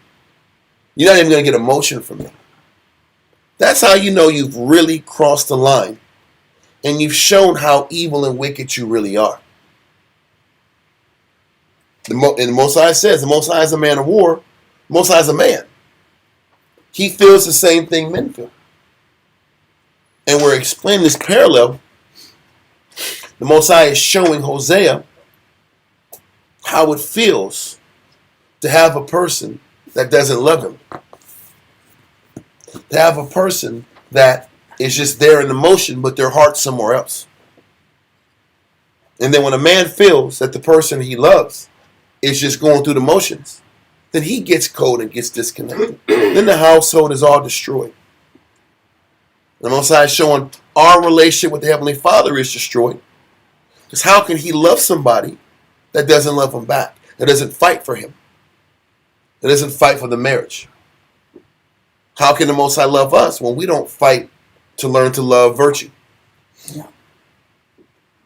How can a husband love his wife when she doesn't learn to love virtue?